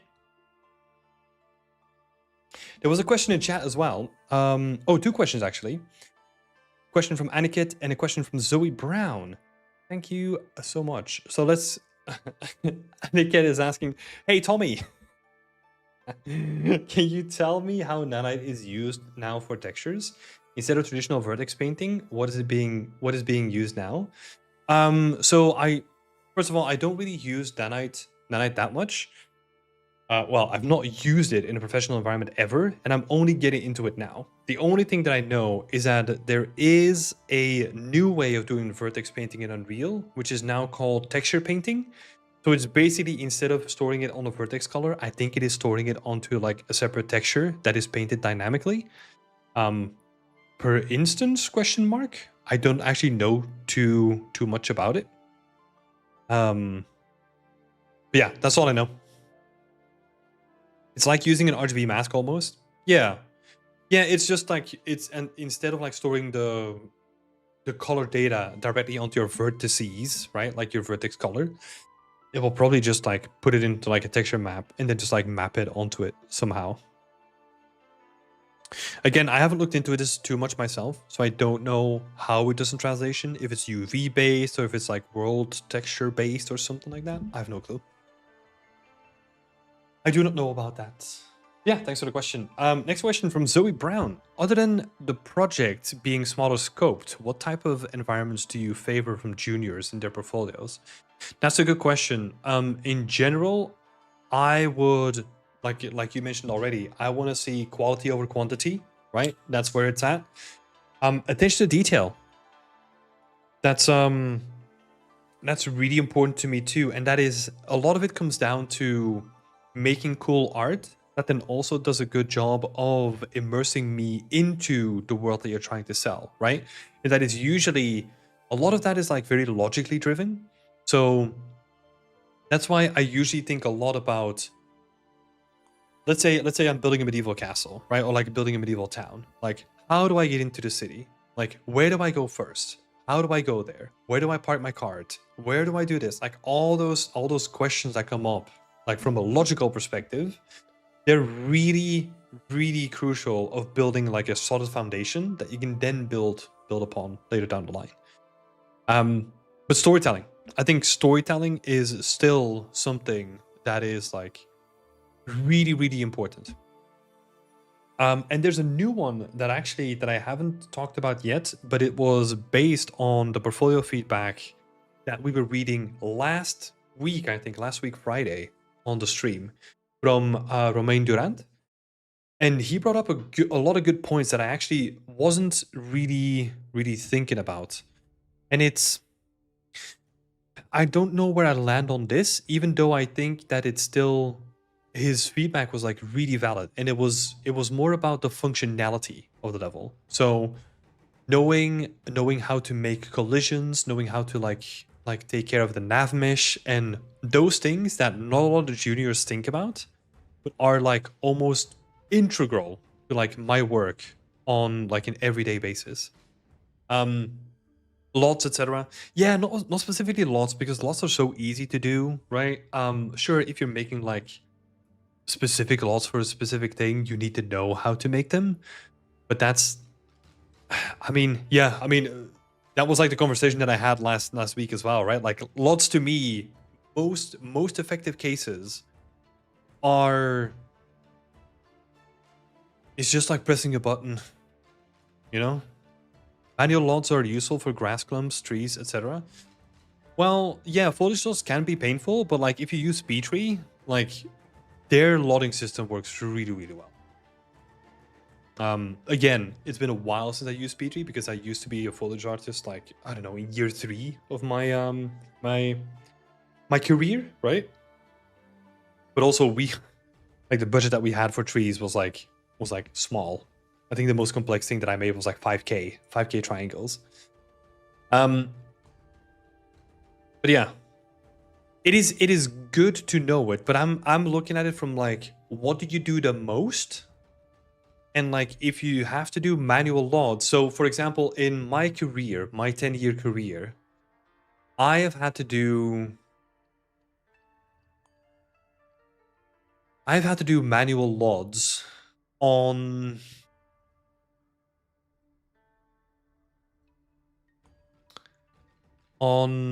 let's say 10 to 20 assets in total, right? And I've had to do like auto generated logs or like simply on logs on like hundreds, if not thousands, of assets at this point. You know, so that's a way that I'm looking at it, right? So yeah, from like a broad perspective, I don't think that that's like too big of a deal. But yeah, knowing how the stuff that you put in the level like influences like the playability of the level is actually like really, really like that's a point that I never even really thoroughly considered, and which is like really interesting. Josh is saying in Soy's optimization, right? Like being able to show that you can manage shader complexity, draw calls, etc. Usually a lot of that stuff gets taken care of. And again, like I'm speaking from like a AAA perspective, right? Usually that gets done by dedicated people in the tech art team, right? You as an environment artist are responsible for outputting assets and textures that are optimized, right? That's why for us, it's important to know how to maximize your UV space, knowing how many materials you can use on a separate assets. And then, for example, from like a level artist perspective, knowing how many layers of like decals you can use, knowing how complex you can make your locations, some of those things, right? But the actual optimization of like draw calls, and if you're over budget, that is usually run by the tech art team, and then you as an environment artist have to potentially do the cleanup, but you're not responsible for looking into the optimization data usually. Again, very AAA focused and very very segmented, right, in AAA. So keep that in mind, please.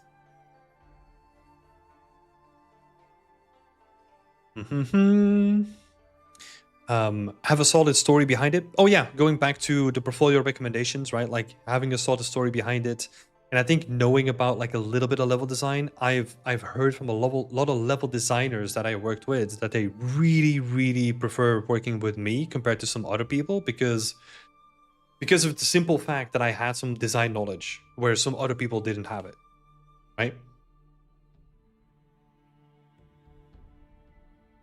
I always prefer to go less optimizing my portfolio than I would professionally without putting me at a disadvantage. Oh no, there's always a vast difference between what you do on a professional level compared to what you do on a personal level. Like 100%. I don't think that puts you on a disadvantage unless you go so overboard that it becomes ridiculous, right?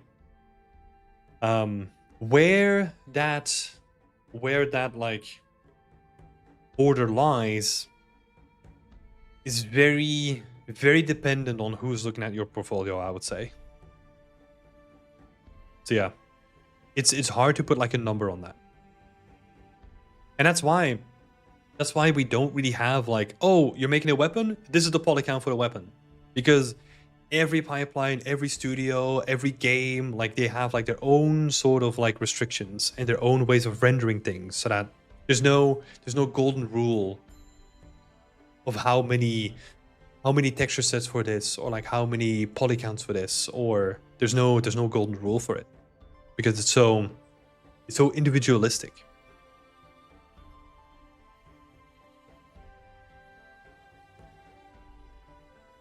Because I'm trying to make myself a VFX artist and a game artist, so I try to use an in-between pipeline. Ooh, Zoe. I don't like that approach. Because a jack of all blades is a master of none, right? And if you want to get into VFX or game art, and again, like I'm speaking specifically for AAA, right? They want to see you specialize. If I have like, if I have 50 portfolios of people that I'm really interested in, like on my desk, and I see that you are a person that is undecided between like VFX and game art, I'm gonna go with someone who wants to be a game artist, right? That is just like the straight reality of it.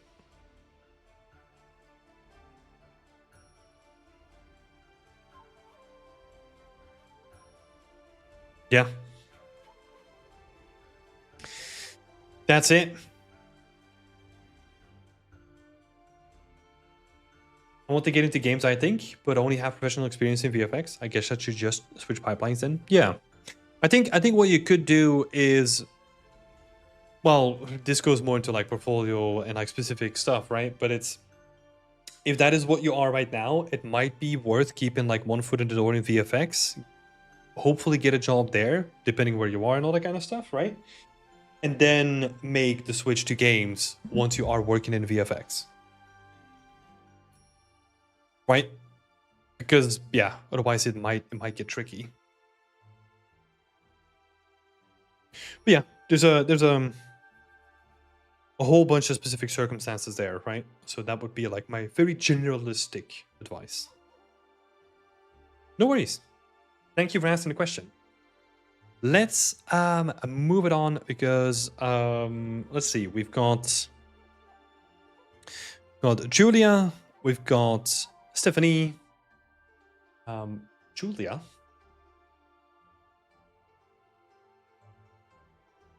Mm.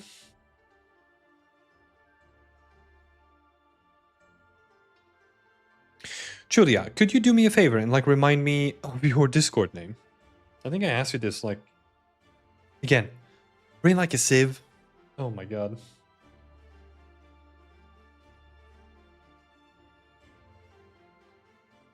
Me too. Yeah, Lucas. You're after Stephanie. Okay. In the meantime, while we wait for Julia to reply, if she's still here, let's go with Stephanie first. First of all, welcome. Good to have you here. I'm glad you joined the community. Yeah, it's cool to have you here. So welcome. Let's have a look. So you are following the Environment Artist Survival Kit course by Andre Felipe. That's cool. I made a little test landscape in order to become more familiar with Unreal. This is my first composition. It's not final yet. What do you think about it? I think it is cool. It is very, very much inspired by a good friend of mine, Jasmine. So love to see it. Jasmine has such a dramatic impact on like stylized art. It's lovely to see. Cool, but you're asking for feedback on the composition, colors, and lighting. Cool. And then should I use a different hero asset or is this enough? Let's have a look. Lucas is saying, looks great. Damn, I love the leaves. Yeah. Overall impressions are really good, right? As Lucas is saying, I have to say the same thing. So, looking real nice already. That's looking cool. Feedback on the composition, colors, and the lighting. I think the color palette is like quite nice. I do like that it's more autumnal, you know? It's a quite nice color palette. I do like it. The only like immediate feedback that I almost have is that I almost would want to see these stones in like a slightly different color so that they pop out just a little bit more.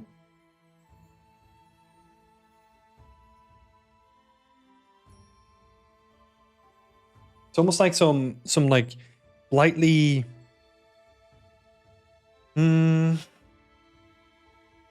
like a lighter color so that they pop out a little bit more. That could be cool. And then same thing for these guys as well.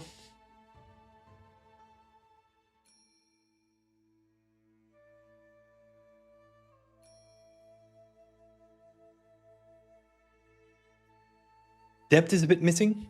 I kind of want to see what's behind the mountains. Yeah, I mean, I don't really mind that myself necessarily. It's almost like we're looking at like the top of a hill and it's like rolling down. It's giving me like some Animal Crossing vibes, you know, like the way that they render their planet. That's sort of the vibes that I'm getting. Which is not necessarily a bad thing. I quite like the way that it's rendered. It has like an artistic spin on it.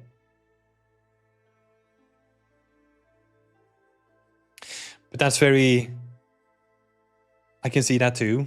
I kind of want to see what's behind the mountains though. Yeah. It's almost like it's very specific. Like it's very independent, right? It's almost like what you want to make of it.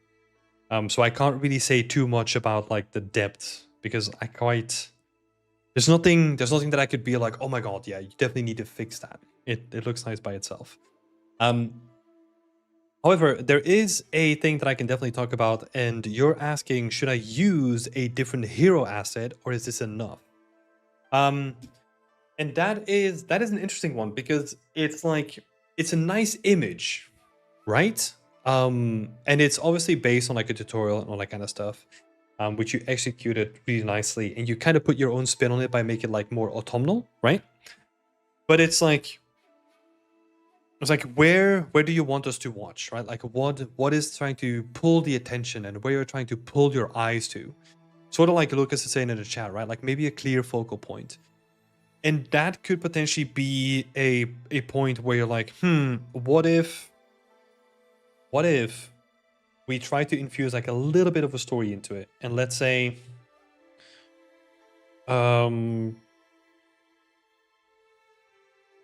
God, it could be something like really subtle, right? So let's say there's like a basket here, like a little basket with some apples, and then this becomes like an apple tree.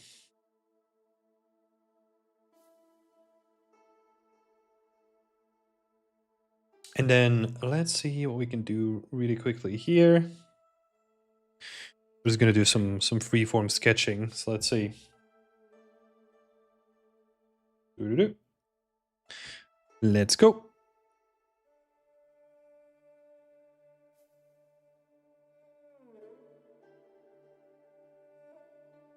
And then if we, ooh, don't want to do that on everything though. Let's see what we can do with that.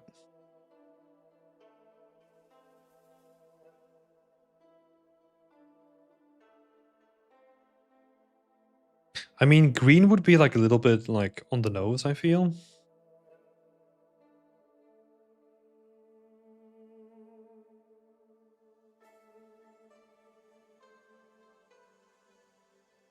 Right, but that like gives us immediately something to like look at and be like, ooh, okay.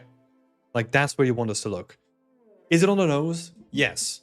But maybe we can find like another thing, right? Like I try to do two things, like give it a clear focal point, and then also to introduce some like a little bit of story, right?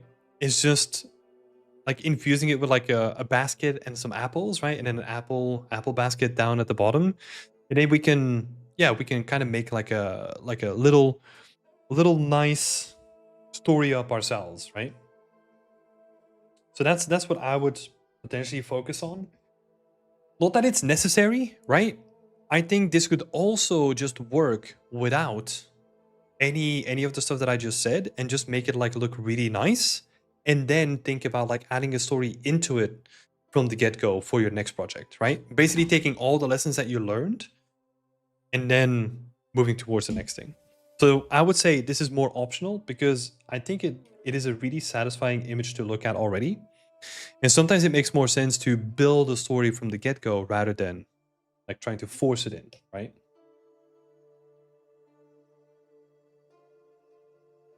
So yeah, the apple tree has like a little bit of story plus a focal point.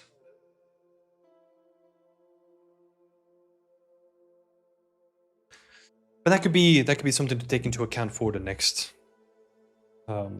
next environment, perhaps.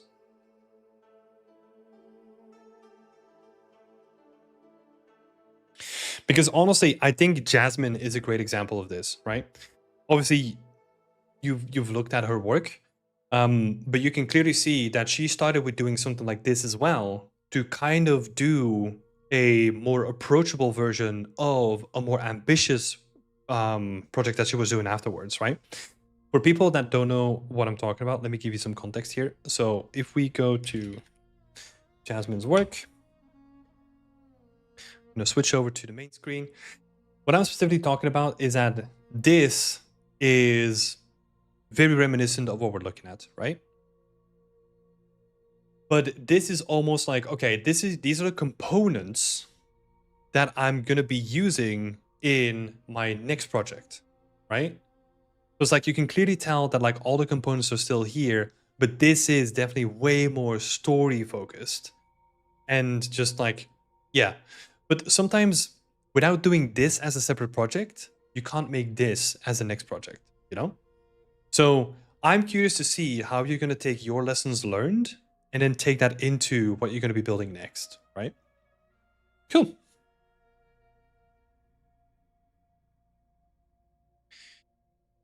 I mean, it is a different tree, right? Looking at the form, or is it just a curvier version? Oh, sorry. It's this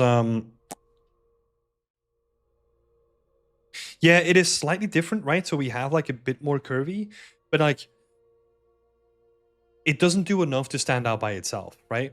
Like if we remove like the color correction, like it feels like it's the same type of tree because it's the same kind of foliage and that kind of stuff, right?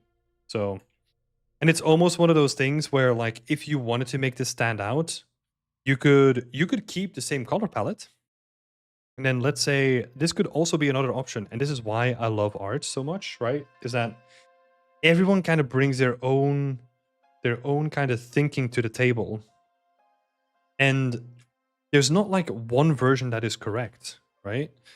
Because you could also do something like this, where it's like we take the tree, and then we are just gonna be doing.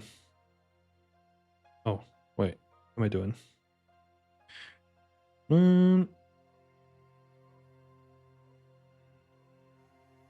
Oh, that's definitely not what I want to do.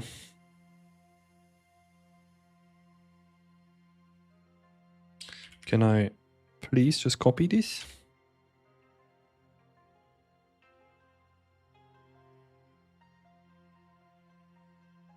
Huh, weird. I'm used to it just like copying my selection. I guess it doesn't do that. I guess we'll have to do it this way then.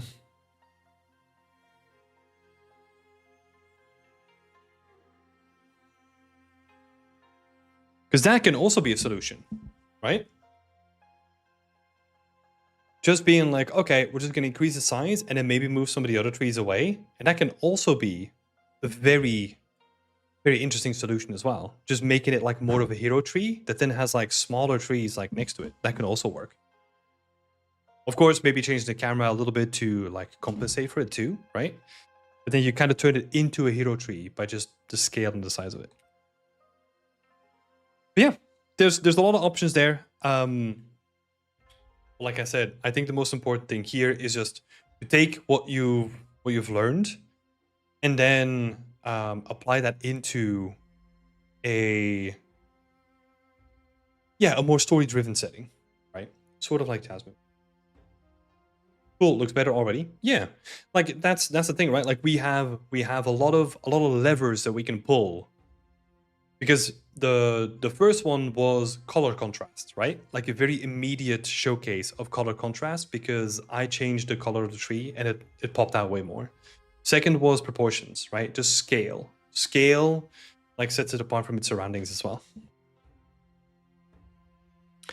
What if we're blocking the foreground with some shade? Make it darker?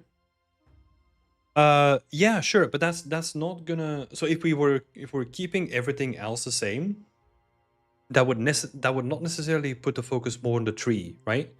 It would put our eyes like deeper into the scene, but if we don't really have a clear focal point yet, we're still just looking around.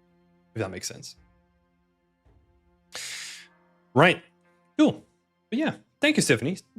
Beautiful work. Thank you for sharing it.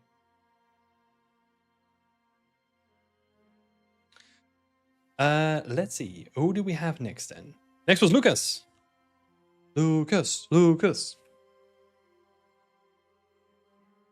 I think this is your work, Lucas. Feel free to correct me.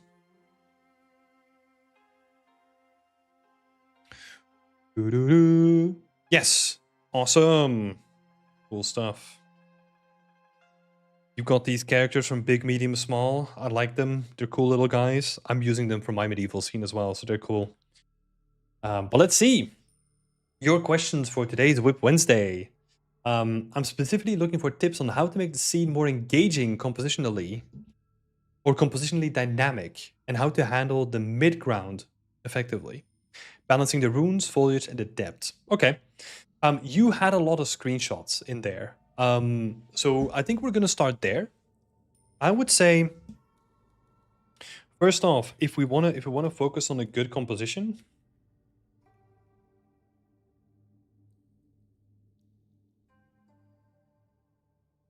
it's easier to do it for one camera.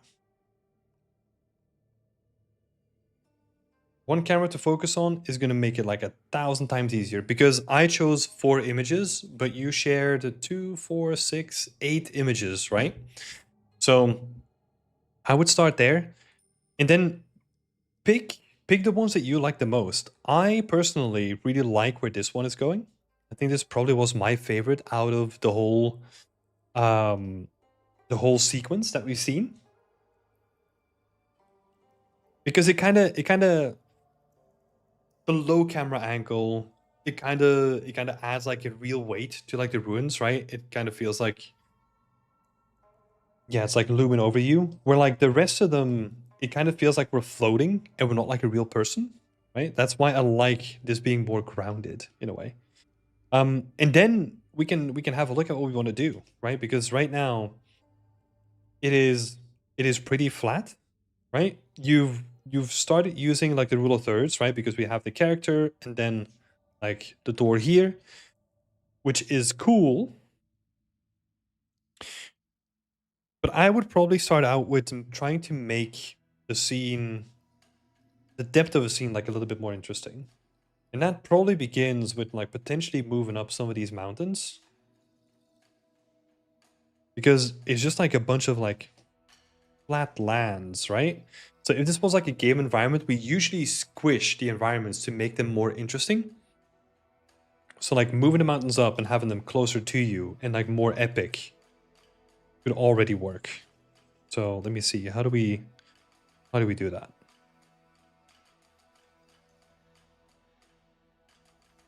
Because it's almost, oh, you know what we also could do?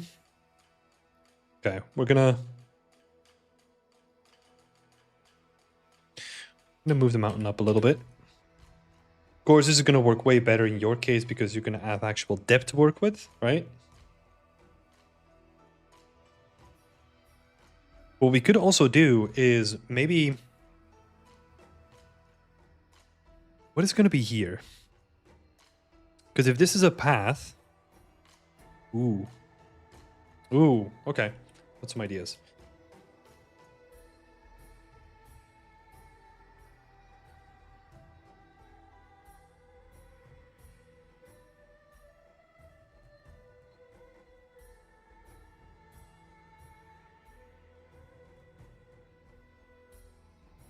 Doo-doo-doo.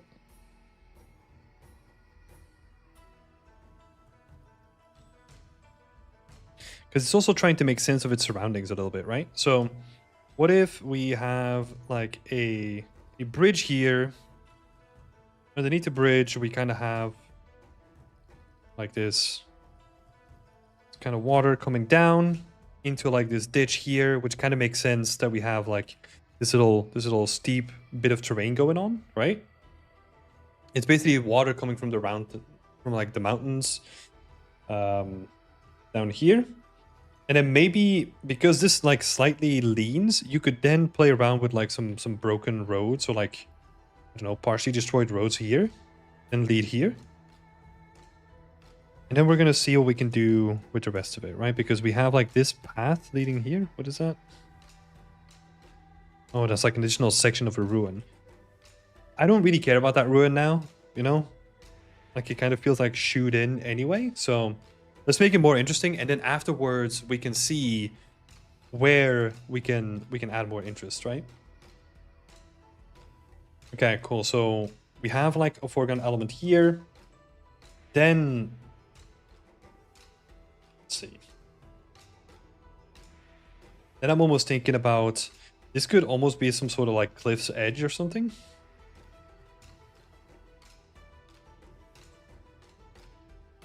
Right, it's gonna get like pretty messy here.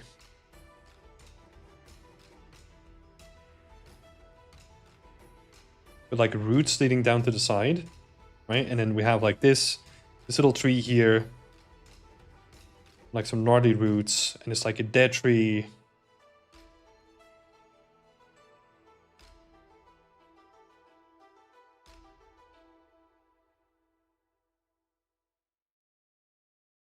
He's walking on the bridge. We have some like dead tree roots up here. A little bit of a cliffside going on here as well.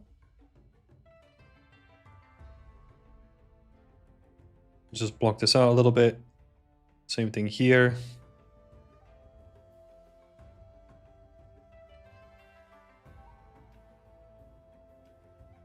Then we'll do the same thing here, right? Like make these trees like a bit more prominent.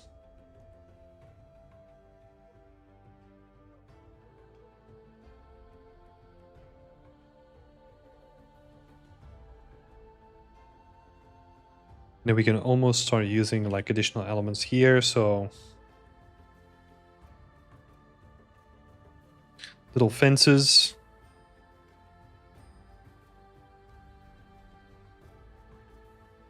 This could still be like a cliff's edge, right?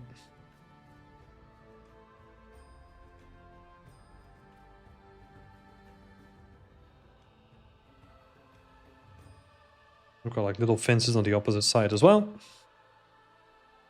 And then we can start filling out like the rest of it with just like some, I don't know, some more dead trees or something, right?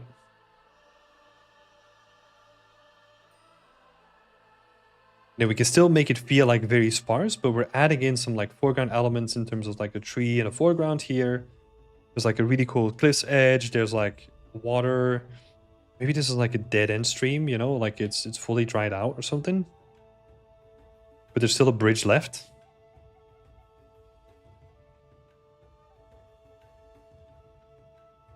Little bushes next to it.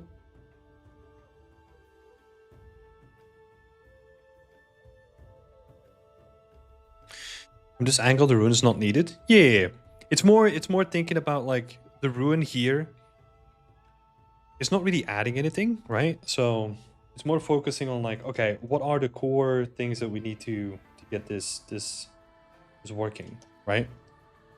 There's a bunch of scribbles on the page now, but you can still keep the somber, isolated mood by like keeping the majority of the center of your screen like open, but it kind of frames the whole scene a bit more with like dead trees and all that, right?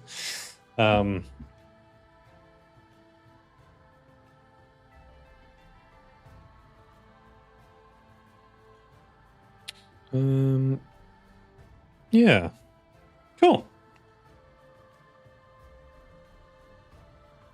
Even though it looks like scribbles, like this makes total sense in my head, you know? I don't know if that makes me a good or a bad artist. I don't know about that one. Yeah. John Pilot and Small, welcome. First time on the stream. The list of names below next to the camera are those whose work will be analyzed later. Oh, no, those are like the latest subscribers. Sorry. The scribbles are enough to get an idea. That could actually be an interesting one, John, to have them like on the screen as well.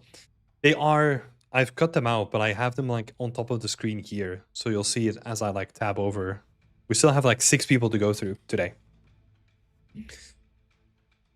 Mohammed is asking, what should we pay attention to regarding the color palette of our game? From like a grand perspective, I would think about the emotion that the color evokes. That is probably the best thing that I can say. And if you want to have a look into a game that does that effectively, Journey. Or if you want to have like a more AAA example, look at something like The Last of Us. But a lot of games, they use color in a very effective way to convey a certain emotion and a mood. So that is honestly like the most important thing. Get a sense of why the color blue is used instead of the color orange, right? That's the way that I would look at it. So yeah, colors and their emotions. Second question here is, I would like to make use of the nanite workflow in this photorealistic scene. What's your take on nanites? I've done some retopology for scans in the past, but is it worth it? So my take on nanite is that it is worth it. However, if you want to get into games, I would not only make nanite stuff. This is because in the beginning of this stream, we had a look at the GDC State of the Industry report, right? We saw in there, even though it was like biased against like American companies, that 40% of companies use Unreal, but that also means that 60% of them don't use Unreal. And if you can only do nanite stuff, you basically shut out like 60% of the industry, right? Does that mean that your whole scene needs to be like non-nanite? No, but like you can for example go out of your way and craft like a statue inside of this ruin that can then be a showcase of, oh, this is also a showcase that they can also do a traditional workflow, right? And then the rest is nanite. And then it becomes even more impressive if you can match your quality level of your individual asset to your scanned assets as well, because that's also a concern. So yeah. So nanite only? No. Not yet, at least.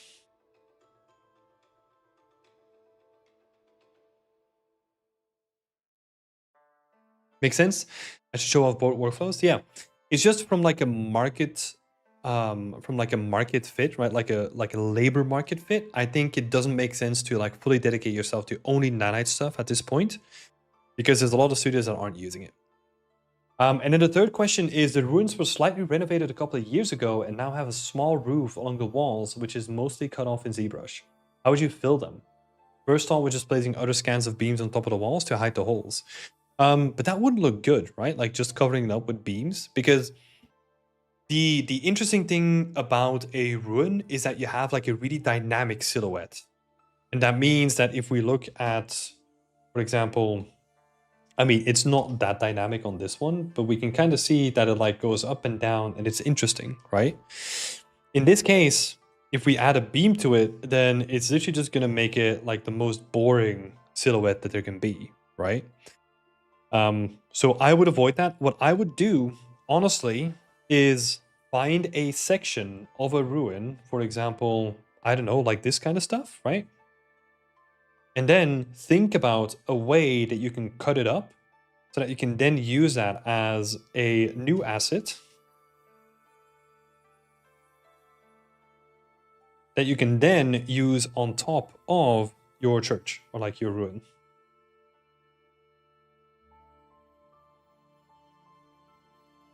But that would be the way that I would look at it.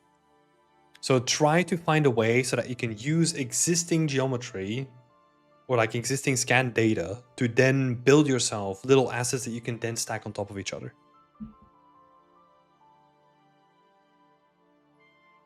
Right? Cool. Thank you so much for joining our community and yeah, sharing your work. This is really cool. It also wouldn't break the look too much. Exactly. You want to go for that consistency, right? Plus, the additional benefit is that you can expand your ruins for minimal effort, right? Because if we're going to be making some of those assets, what I would do is, let's say, I could really cut this section off, and then you have like the base of a wall, right? A base of a wall that can then be like, oh, there used to be, let's say, I don't know, like an attachment here, and then the base of the wall can literally be used here to kind of give the indication that it was actually like a really big ruin. But now, of course, no longer there, right? But that can then be used in multiple different ways, right? So yeah, it gives you a lot of flexibility. Cool. Thank you, Lucas. Mike is saying a retopo of a model to reduce the poly count. Oh, sorry. Maybe you can use your photo scans if you do proper optimization. A retopo of a model to reduce the poly count. Yeah, but I think so. What you're doing with photo scanning is you're showcasing a different workflow, right? So you're basically taking point cloud data, you're then cleaning that up, you're then turning that into a mesh, and you know it's all based about like, hey, how can I retain information that is there? But with a traditional workflow, what you're doing is you're trying to create information that wasn't there to begin with, right? Those two things, if you can only do one, if you can only work with existing data, that's limiting you, right? If you can do both, that is awesome. But it's still more effective if you can create your own data, because that's going to be more relevant in more use cases than working with existing data, if that makes sense. Yeah.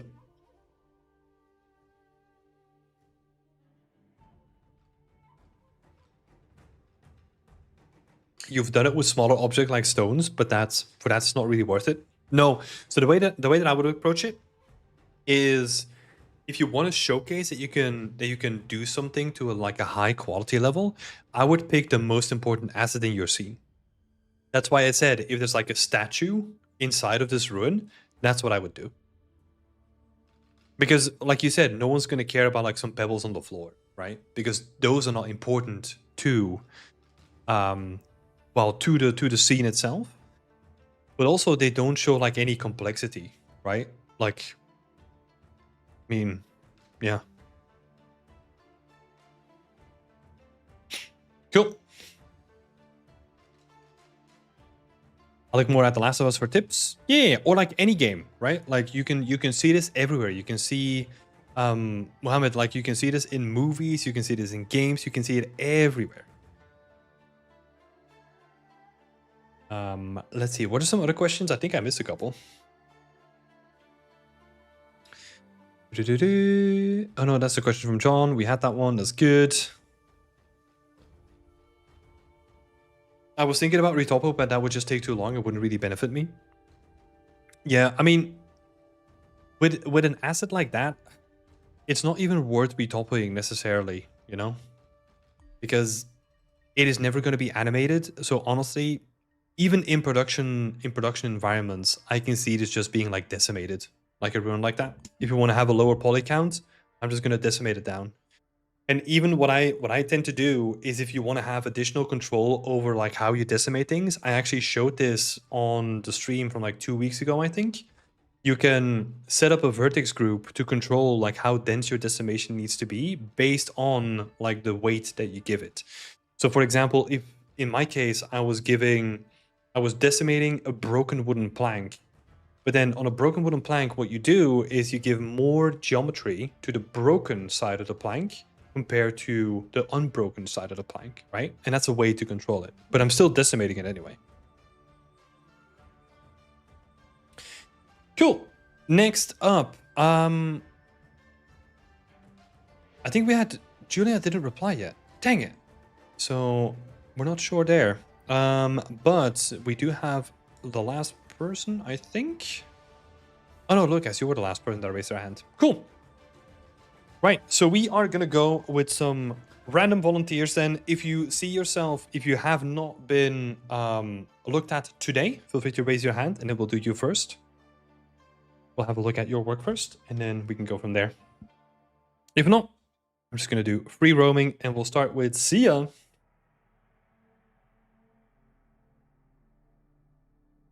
Cool. Sia, where are you in the list here? I am looking past it. So, hello, Whip Wednesday.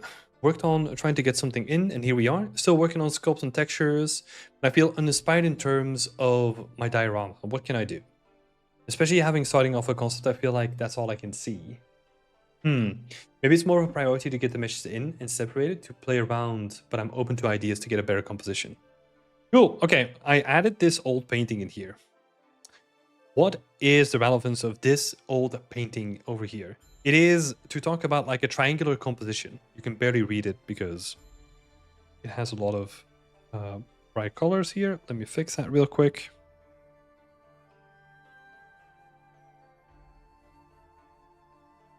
Right. Triangular composition. So it's basically, you can kind of see that everything in the scene is kind of built into this like nice little triangle, right? Like this figure is composed in this way, this child is composed in this way, and it all ends up like even the sidelines of people, like it's all just meant to be like this triangular composition, right? The way that I usually use this in environments is first of all for props. So if I make collections of props, I do them in like mini triangular compositions because that always looks pleasant. In this case, how can we use that in this diorama? Right, so you have your asset here in the middle, and then you have some trees behind it. What I would start thinking about is how can we make it into like more of a triangular shape to make it more appealing, right? So that would probably mean that we're gonna do something where, you know, like one tree is kind of going to be doing something like this. Let me actually grab like a blue or something like that.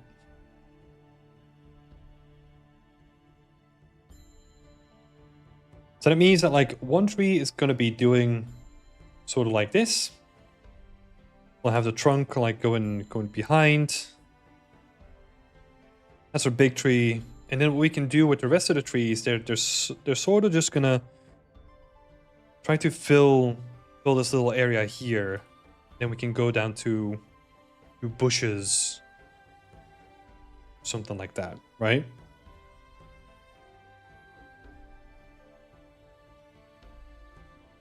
Then we can do the same thing on the opposite side as well.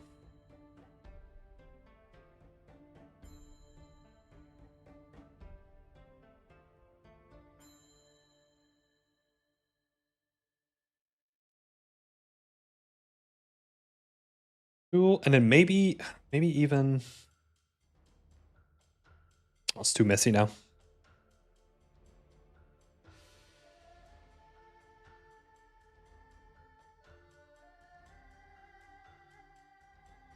Right, and you can see that that becomes like a bit more interesting in terms of composition, because everything is kind of just like, it's nicer.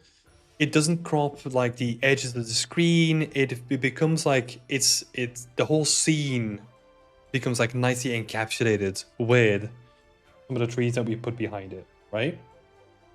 I think that would be like a good first step. Obviously, you're gonna put like your trees behind it as well. So yeah, this big tree, I would probably put that like right behind it. Then like it kind of, let's see. Like the trunk would almost like curve up this way or something. Right, and then we have like an open space here, let's say.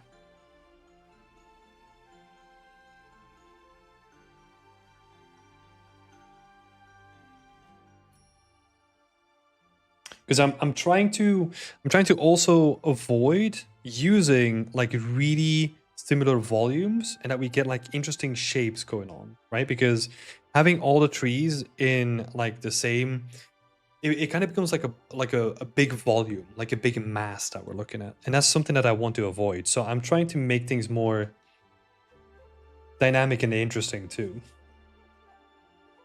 so that we have one tree is coming out this way. Oh, shit, stuck in my mic.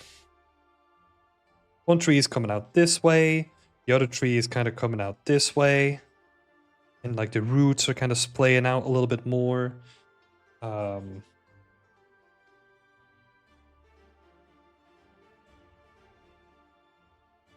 Right, and that adds to like how dynamic the scene feels. And then we'll do the same thing here. I'm gonna increase the amount of openings that we have between the tree. And then we can really, really play with it. This is so messy. This is like the messiest overpaint that I made in a while, so apologies for that one. But yeah, so that would be step number 1. And then what I would do is really think about like, okay, we have like these like little bushes in the foreground. Can we maximize what we do with them? Right, so let's put like a couple of them here. Just a couple of volumes to kind of dress up like the rest of the area a little bit more. And then, how are we going to lead people to here, right? Like, what are we going to do with that? And for that, I know that you had like a stone path. We're going to reintroduce that. And just like make it, I don't know. Do something like this. Just like kind of a curve. And then maybe you can reintroduce like some of these stones, right? Because you had some of these stones. Maybe there's like a smaller stone here. I don't like that much.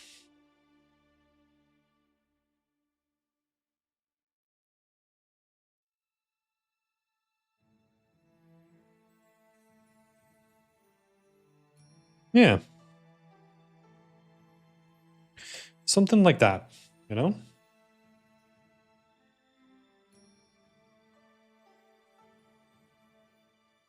And then with the rest of the scene, what we're going to be doing is we're just going to be... Dunk.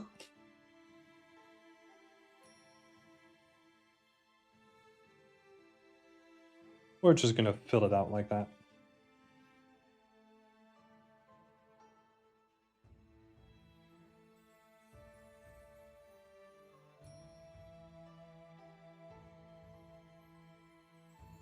And then we can shrink all this stuff up top as well.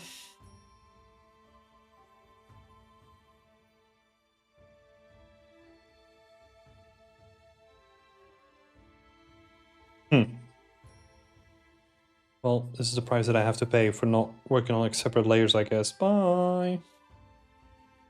Right, but yeah, just condensing the amount of space that it's all taking. Maybe we can increase like the Like reintroduce like some of the trees here, right?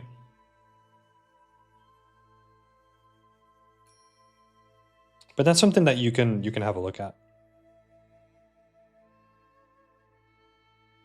Yeah. I think something like this already works like way better. Like I really try to condense like how much the space takes up, and like try to use like a sort of a triangular composition, but also just like, I don't know, I'm doing this weird thing where I talk about like a triangle, but I kind of made it like more spherical, right? But it still has some of the elements here, right? Like you could lean in some of the trees like even more to kind of emphasize that it's like a triangle enforcing like the middle area.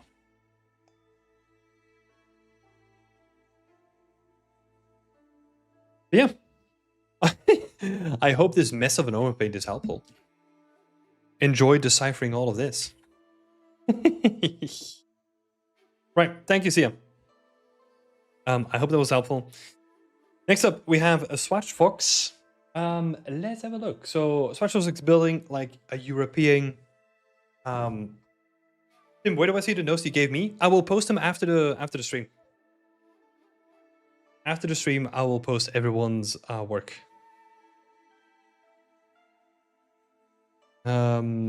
Cool. So Swatch Fox is saying, I believe that I can move on to the next step after making this block out and start making the modules, but I'm not sure if this block out is good enough, or should I add something or change something? What would you recommend? Well, so the question with a block out is, if it is good enough for you, that is all you need from a block out, really, right? Because a block out really is for you to determine the functionality in the main shapes of the level. So if you know that your shapes are not going to be changing all that much, as in you're not going to change the proportions or like the scale of some of the buildings or anything like that, then if that works for you, then you can continue building up on it, right?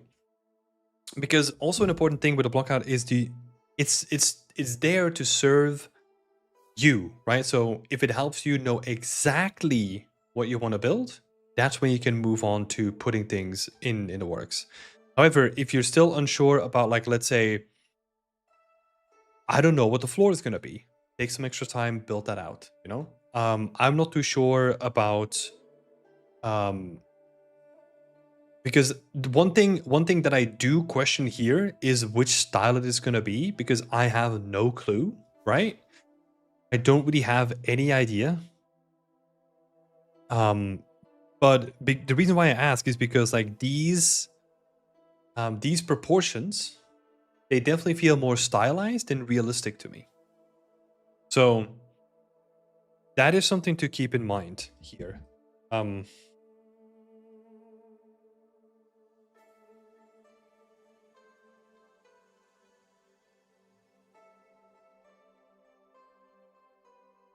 How far can you take the block out? You can take a block out as far as you can. Like, honestly. But in essence, a block out is there to inform of the base shapes, so that, for example, if you create a block out of a door, right? And I start using that door as I'm building a level, and then you decide to change the you can change. So let's say you go back and you change the proportions of that door. Now everything that I've built around that door is fucked. And now I need to like go back and like make adjustments, right? So that is the context of why blockouts are important. If you have the rough proportions and you know that that is not really going to change that much, that is great. But you can't really take a blockout too far, you know? It's one of those like eternal questions that a lot of people have, and it's like you can make a detailed blockout, and maybe you've done like a little bit too much, and you spend like too much time modeling. Sure, but if it helps you get a better understanding of what you're building, that's all it needs to do, right? So you can't really take it too far, in my opinion. But yeah, the thing that I was saying here is doors, windows, etc. look chunky. Like, not realistic. So that might be something to check up. If you're gonna go for a realistic example, right? But honestly, yeah, that's an important consideration. If this is stylized, I mean, if it is stylized, it is good. If it is supposed to be realistic, I would have a look at your proportions and the way that you're building things out, because looking at the proportions of the different insets of the windows might be slightly different. Yeah, so I would keep that in mind. Because from this read, it looks like more stylized. Cool. I hope that was helpful. Right, moving on to Maddie. Maddie is building this beautiful desk. I really like it. And I really like this shot of it already. It looks really nice. The texture read is really great. I like that you have like separate textures for like the interior, exterior, all that kind of stuff. So this is looking really nice. However, the more that I start looking at this, the more that I start to start finding some interesting little things that that I want to point out. But let me see. What is your question? Because right now I'm sort of in limbo, as I'm not sure what elements are good enough, such as the texturing, which is something that I wanted to practice. And not sure what current shot or composition is doing it for me. Okay. So first of all, I think when it comes to the composition, the shot, I think this shot is great. Talking about the other shots, I think the detail shots is where we really see things that are lacking, right? Because from a distance, this looks great. But once we start zooming in and you showcase this sort of stuff, that's where it really falls apart. We'll dive into that in more in just a second. But yeah. Let's see. So I was pointing out some of the initial mistakes that I was seeing, right?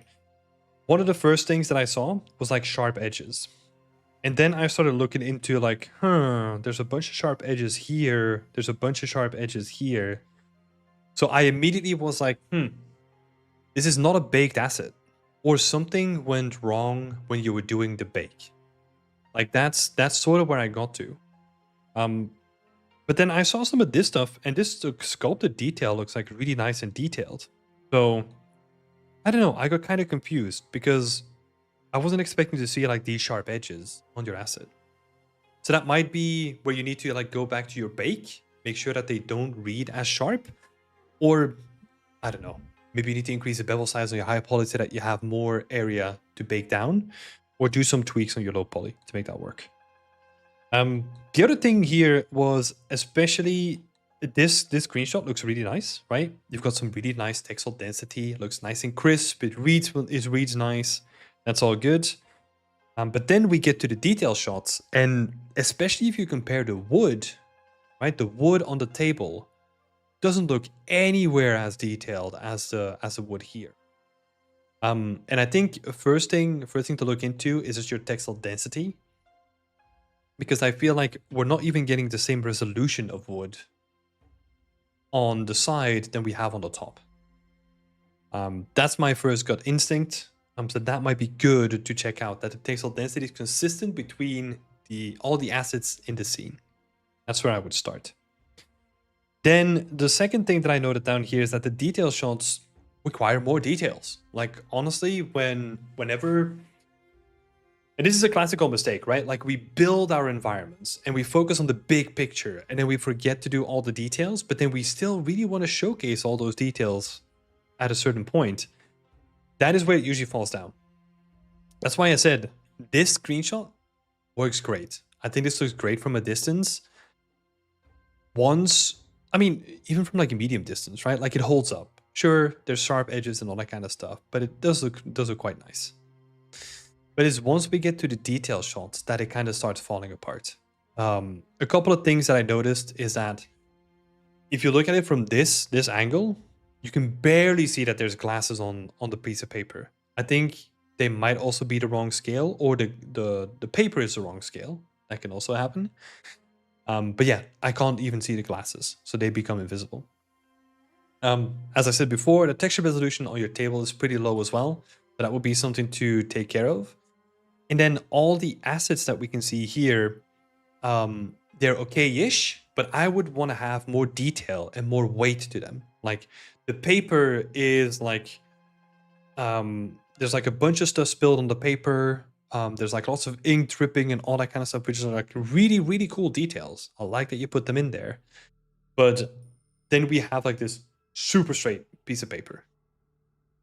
And it just breaks the illusion, right? Like have the edges curl up, have some of the edges like frayed, do some like damage on the edges on the texture, really like rough up the paper, right? And then I kind of went over here to like some of these additional sections, and that's where I'm starting to see some interesting baking slash shading issues, which sort of reinforces the current idea, the current assumption that I have that um, there are baking issues happening in the process. Because we can see that here.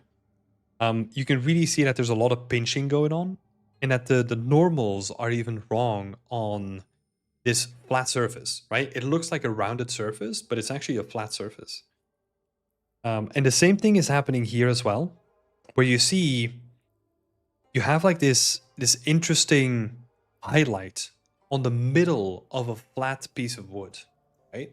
And this is usually an issue with like shading. This has to do with your normals of your mesh not being correctly set up for the bake. Is a low poly not set to soften edges? Yeah, I think it is set to soften edges. That's why it's trying to round every surface, right? But if you're baking an asset, you need to be very careful with like how you assign your edges, and if you set them to, well, basically, I'll try to simplify the rules. Whenever you're baking, if you have an edge that is close to 90 degrees, it needs to be a hard edge, and it needs to be a UV seam as well. That's it. That's what you need to take into account. So yeah, that might be something to look into. And then I noticed again like the sharp edges underneath here as well, which is the biggest issue, or the biggest problem that I see with this now is not necessarily like the texturing, right? Because I think the texturing is actually like really nicely done. Sure, there's some textile density issues on the top of the table. If you fix those, that would be good. But like the texturing that I'm seeing here actually looks like quite nice. I think you've done a good job. It is more I'm questioning that the bake is the biggest issue. And that's worth going back to and fixing that up so that the rest of it can also be way better than it was before. So it is UVing because of textile density issues, and the bake. Those are like my two biggest concerns for this project at this point. Not necessarily the texturing. I think the texturing looks quite nice. Especially on these areas. Done a pretty good job at it. So yeah, those are like some of the things that I wanted to bring up. Yeah, I know that is maybe not like the feedback that you were expecting, but hey, I think those are like the biggest mistakes to fix up on something like this. And then we can talk about, I don't know, maybe the composition or the lighting or anything on top of it. Cool. Thanks, Maddie. Thank you for sharing your work. CSDFX, welcome. Good to see you. Thanks for hopping in late. But it's always good to see you. Cool. So next person we have Liz. Liz is back at it again with another project.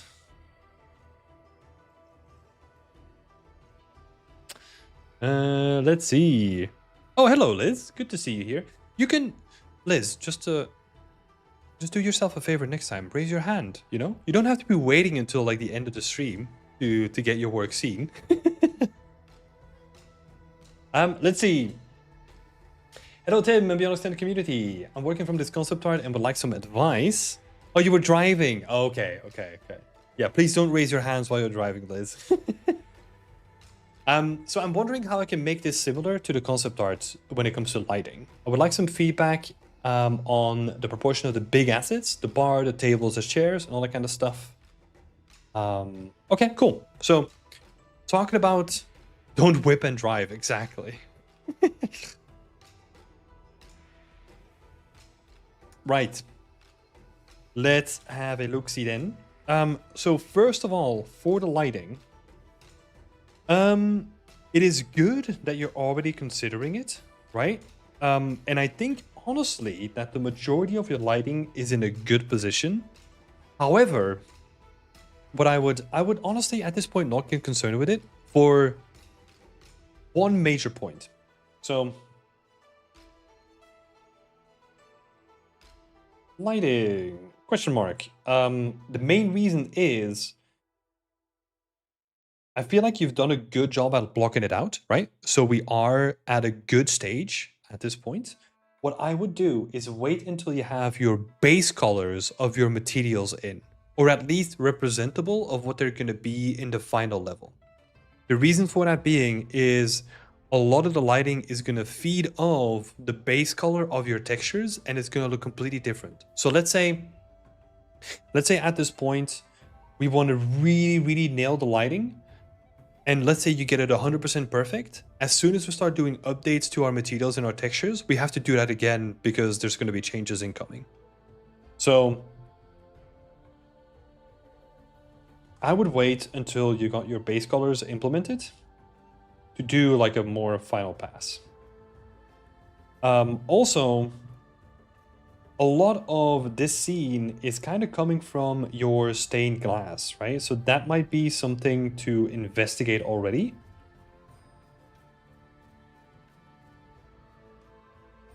To figure out like how you're going to do that. So that might be worth like a little bit of time to investigate how you're going to be doing that and maybe already implementing it. Then from that point, you can actually just like focus on like the iteration of your assets and your textures and kind of get it up until a point where we can then loop back and do a more final pass on the lighting.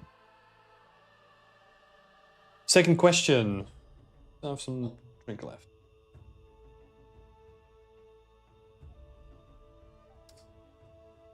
Second question was the proportion. Oh, sorry, Liz. Should I make the directional light stronger?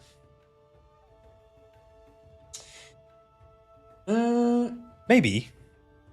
But I would definitely wait. Well, I mean, you can try it, right? But I think the majority of what we're seeing here is not necessarily the intensity of the light, but it's the response of the materials on the light, right? So we have a lot of reflections coming here. So we have like reflections on the window itself, and then also some like reflections here too. Well, reflections and transparency, right? And I think that actually is going to have a bigger impact once we have the materials than it is to now try to tweak your directional light a little bit. I would see everything as like iterating, right? So once we have more of those components in, then then you can balance the directional light. Maybe what you could do, look at the stained glass first. Do like a quick roughness pass on your floor, right? To kind of get some of that roughness down on the floor already. I mean, that's more optional. But at that point, you can better balance your directional light.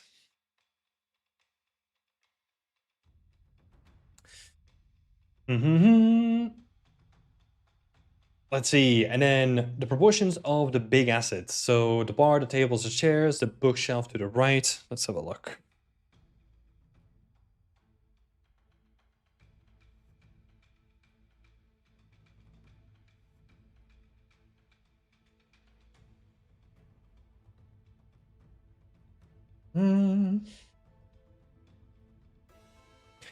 Okay. 2. Proportions. What I can immediately see...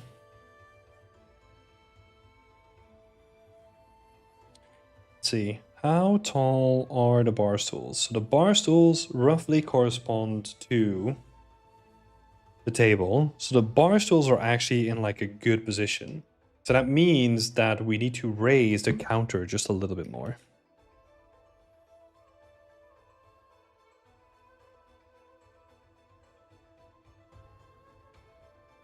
Because the counter feels taller. And also this might be...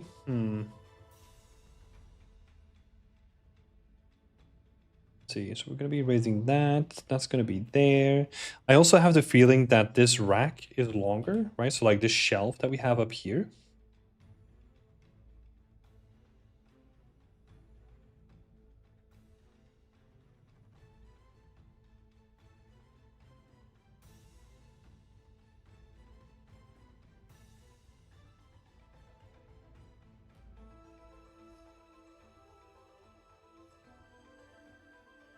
But I'm wondering...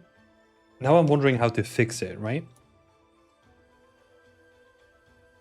We probably have a little bit of leeway, so we can kind of push it more against like the little shelf in the background. Because I don't think we need to lengthen like the bar, for example. So I think we can keep that.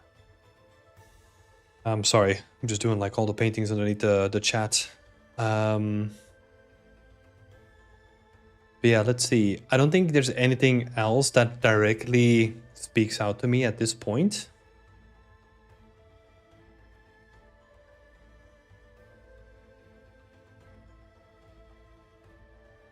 Because there is some slight distortion happening from the camera, right? I think you might... what might benefit...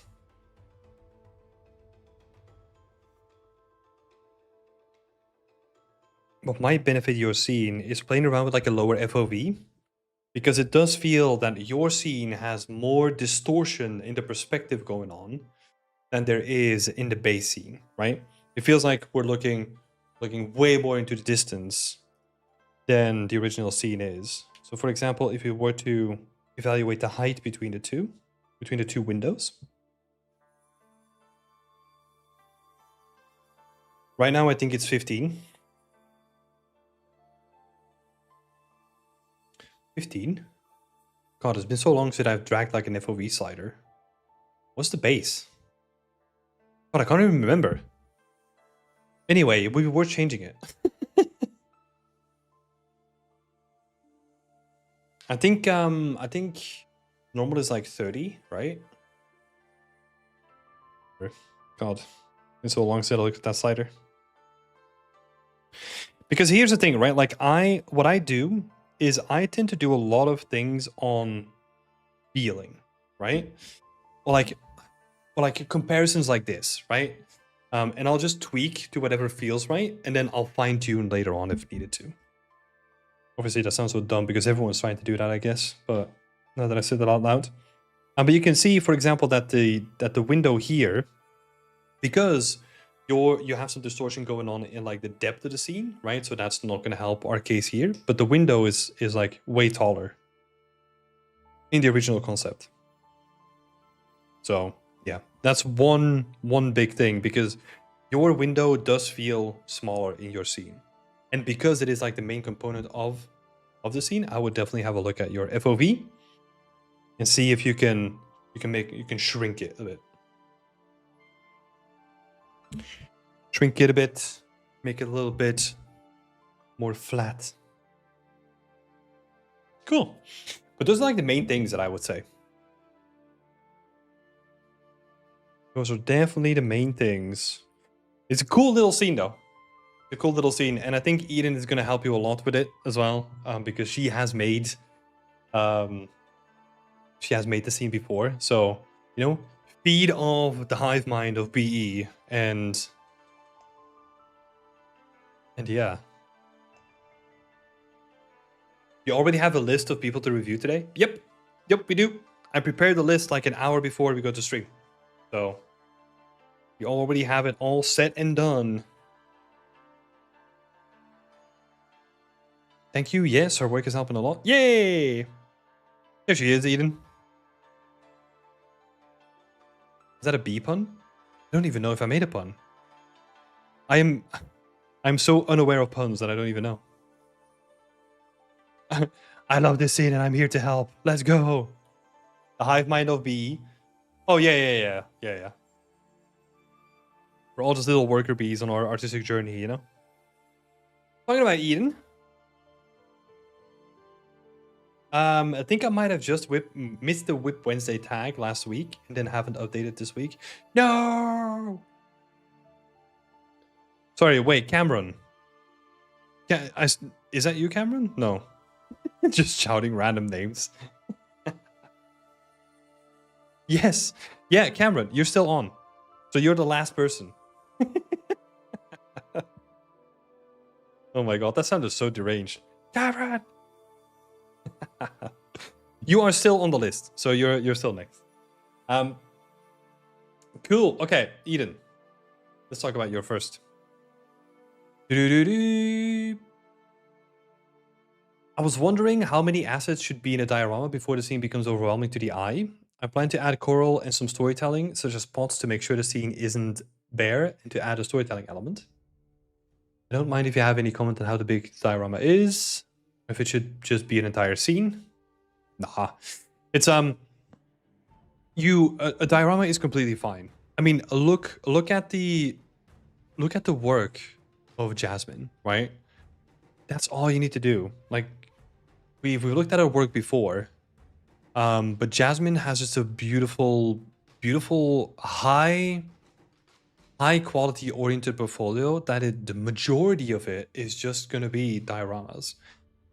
And I think it's a much more efficient way of really showcasing your prowess by just focusing on smaller stuff but higher quality than always trying to make scenes, right? So the stuff you're doing here allows you to focus on the texturing and how everything blends together and like all those things, rather than, oh, now I need to make like a whole seabed. We don't want to do that. So that's cool.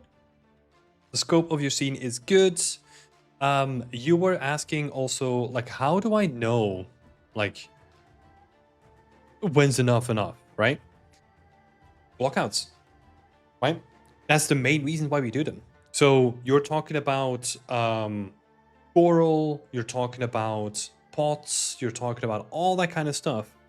Get it all in and then see what it looks like, right?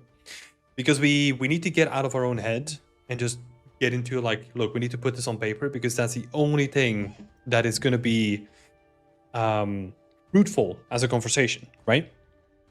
Because anything that's in our head like is open for interpretation, right? But if you show me like, hey, look, there's going to be like 25 pots, here's where they're going to be, and this is how the coral is going to be placed, we can then be like, cool, that looks great, or I would do it this and this and this way. But if I just have to imagine pots, you know, like it makes it tricky, right? But that's 100% why we do the blockouts, right? So just throw stuff into the scene if you have some ideas. And that's the benefit of doing a blockout, right? Like making a pot takes you like 5 minutes because we don't care about like how good it looks. It's just like, it's a simple pot, throw it in there, scale it up and down. We don't care about pixel density at this point. It's just more about like, what do I need for the scene? What components do I need? Because so you don't need to make like, let's say 5 different pots to then test them in the scene. You can just make one pot, scale them up and down and all that kind of stuff. You can break pixel density at this point. No one cares, right? So get into the scene, and then it's gonna help you clear your mind up as well.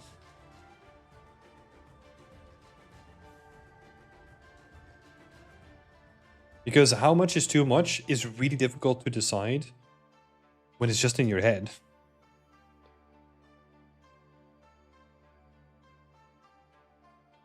That's why we do blockouts, baby. Let's go.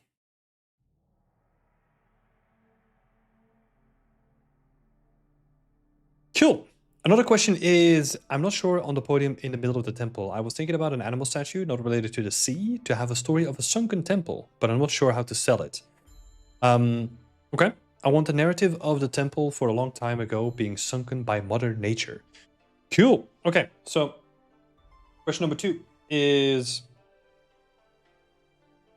sunken temple.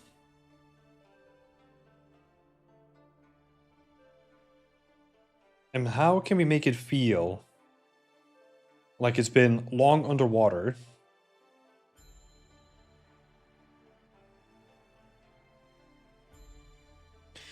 But it was above water at a certain point.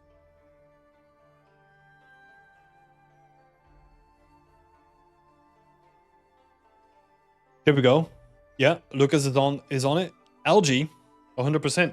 Like whatever you do here, by the virtue of it just being underwater and the way that you're gonna do your textures and all that kind of stuff, that is the way that you're gonna make it feel like it's underwater, right? So let's say, cool, we have this like massive marble block, and then we just hang like a bunch of algae from it, right? It's like overgrown with like algae, and there's like little barnacles like at the bottom, and there's like pieces of coral, like, you know, like freaking weird coral at the bottom. I think by just the virtue of like adding these like underwater things on something that's man-made, that is all you need at this point, right? And honestly, it doesn't even matter too much on what it is necessarily. It's more just, oh, it looks man-made, it's now underwater, cool. It is sunken over time, right?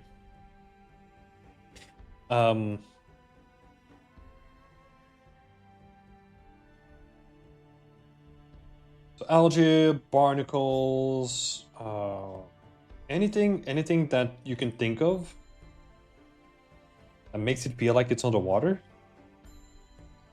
that can help, right?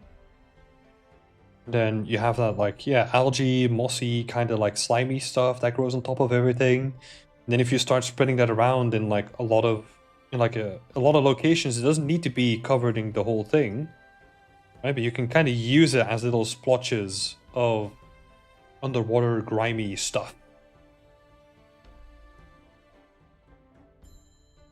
And I think the way that you make this interesting and you make this like really feel stylized is the way that you handle the amount of these splotches and where they're gonna be, and how you do the blending between like your normal textures and the underwater textures, right?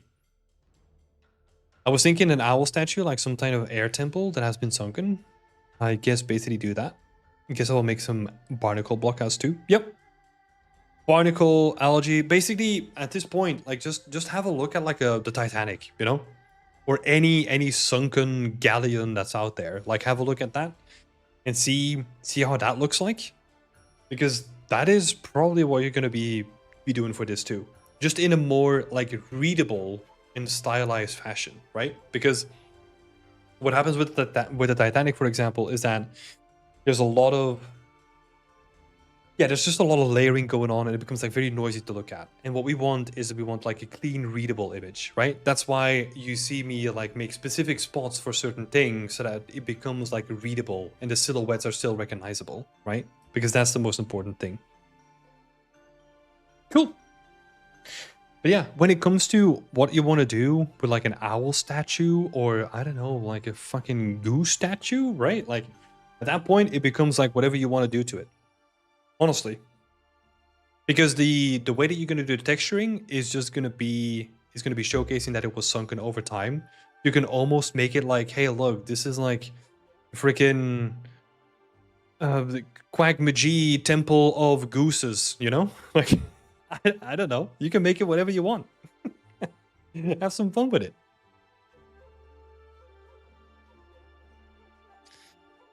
Also, with the algae, I'll make some spotty meshes too. Yeah. Yeah, have fun with it. BE statue? Nah, don't make it boring. Come on, have some fun with it. I mean, if you want to make one, right one, you know, I'm all for it. Make like a really kick-ass scene with the BE statue as like its core thing. Let's go. Right, Eden. I hope that was helpful. I've seen I've also seen that you've gotten a lot of help from other community members as well. So, yeah, best of luck. Or a bee statue, it can literally be anything. It can be anything. Love this piece. I love underwater stuff. Yeah, underwater stuff is like always cool to look at. Right, Cameron, last but not least, let's have a look.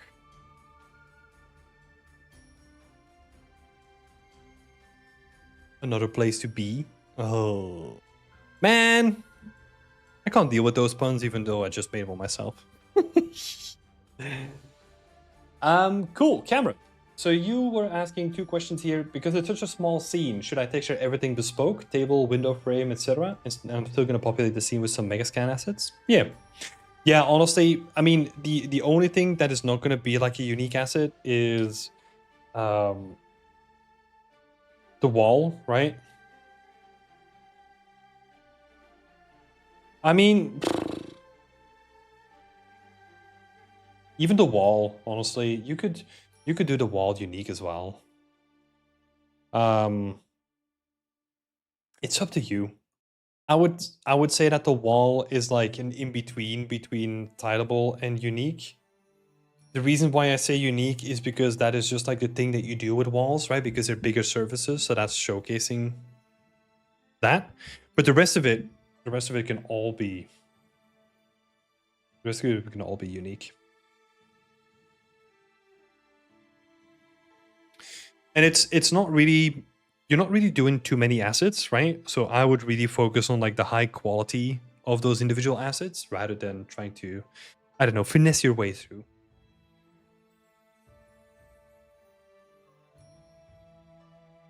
For this, I think I want to really push Unreal renderings as opposed to looking at it from like a game environment perspective. I mean, you can do both, right? Because you can make something look really, really cool, but it can still be used for a game. So yeah, that's the thing, right? Like a lot of what we do is, or a lot of what we talk about is that it's more focused on like the scale and the scope, right? But like it comes down to something like this. If you make this look really, really nice and you have like a nice blending and decals and like everything is just really, really nicely textured, this can be like a beautiful scene by itself, right? That is also relevant for games, by the way. So how do I improve the lighting? I can't seem to get the hang of a warmly lit interior, but a dark, gloomy exterior. I mean, I'm getting the feeling already. When you're talking about like a dark, gloomy exterior, I would probably go for like some volumetrics or something like that. That you have like, I don't know, if you really, okay, here's the first thing that I can think of, right? So how do we showcase? Because you want to showcase, I mean, I'm getting the sense that you want to showcase the emotion of that it's like, it's cozy, it's personal, we just did a move, very exciting thing, and you want to showcase that cozy aspect of it. Is that what I'm reading right? Because then the first thing that I go to is that you can almost make it like Galzar saying, Tim, I gotta go, but thanks for the stream and feedback. Yeah, you are welcome, Galzar. And thank you so much for joining the community again. Cool, Cameron, you're saying, yeah. Okay, cool. So then I have a suggestion for you. So if you want to make it cozy, why not have it set in winter? And then what we can do is kind of have like this very stereotypical like frosting on the window.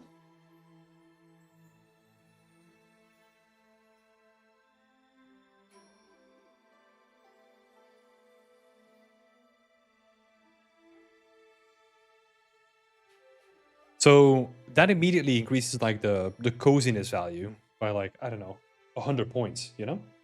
And then I would play around with like some more atmospherics outside and just have some like fog like outside, you know, to really sell that it's like, I don't know, maybe snowing, foggy, all that kind of stuff.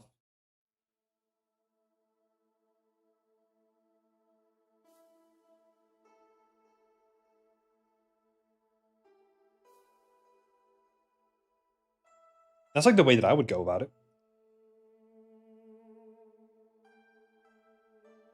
And then if you wanna really double down on like making it cozy, right? Like maybe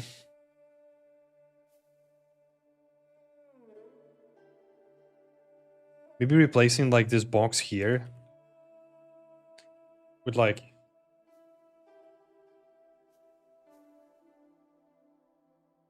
a lampshade or something like that, right?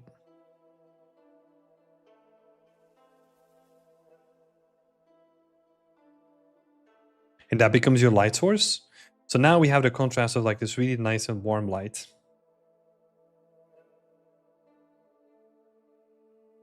Contrasting to like the coldness and the frosting outside. I've been trying to make condensation on the window, but I think the snow lends itself to the cozy feel. Yeah. Yeah, it's not easy. Like making that frosting a condensation on the window itself, it's not an easy thing to do. But I mean, if you really want to go for that like cozy kind of feeling, that is the challenge that you set yourself, right? Or at least that's the way that I'm seeing it. And then have like this nice warm physical light on the right side. I think it could be like really interesting. And then the contrast of the two is going to be like really clear. So yeah. That would be what I would do. The window is not going to be easy, but I know that people have done it before. What you might even do, or what you could do, is buy... how would you approach the outside of the window past the stairs, like a street scene or a HDRI? No, I would honestly not approach the street at all. Almost. What you could do is you could literally take what you have here, like the shell of the building, right? Which I'm assuming is just going to be like the wall with the window. Duplicate it a couple of times in the background. Put like one light in like, I don't know, one window that you can maybe see from this window. And then you just cover it up in fog. And that's it. That's at least like the basic idea of what I would be doing. I mean, yeah. That's what I would do.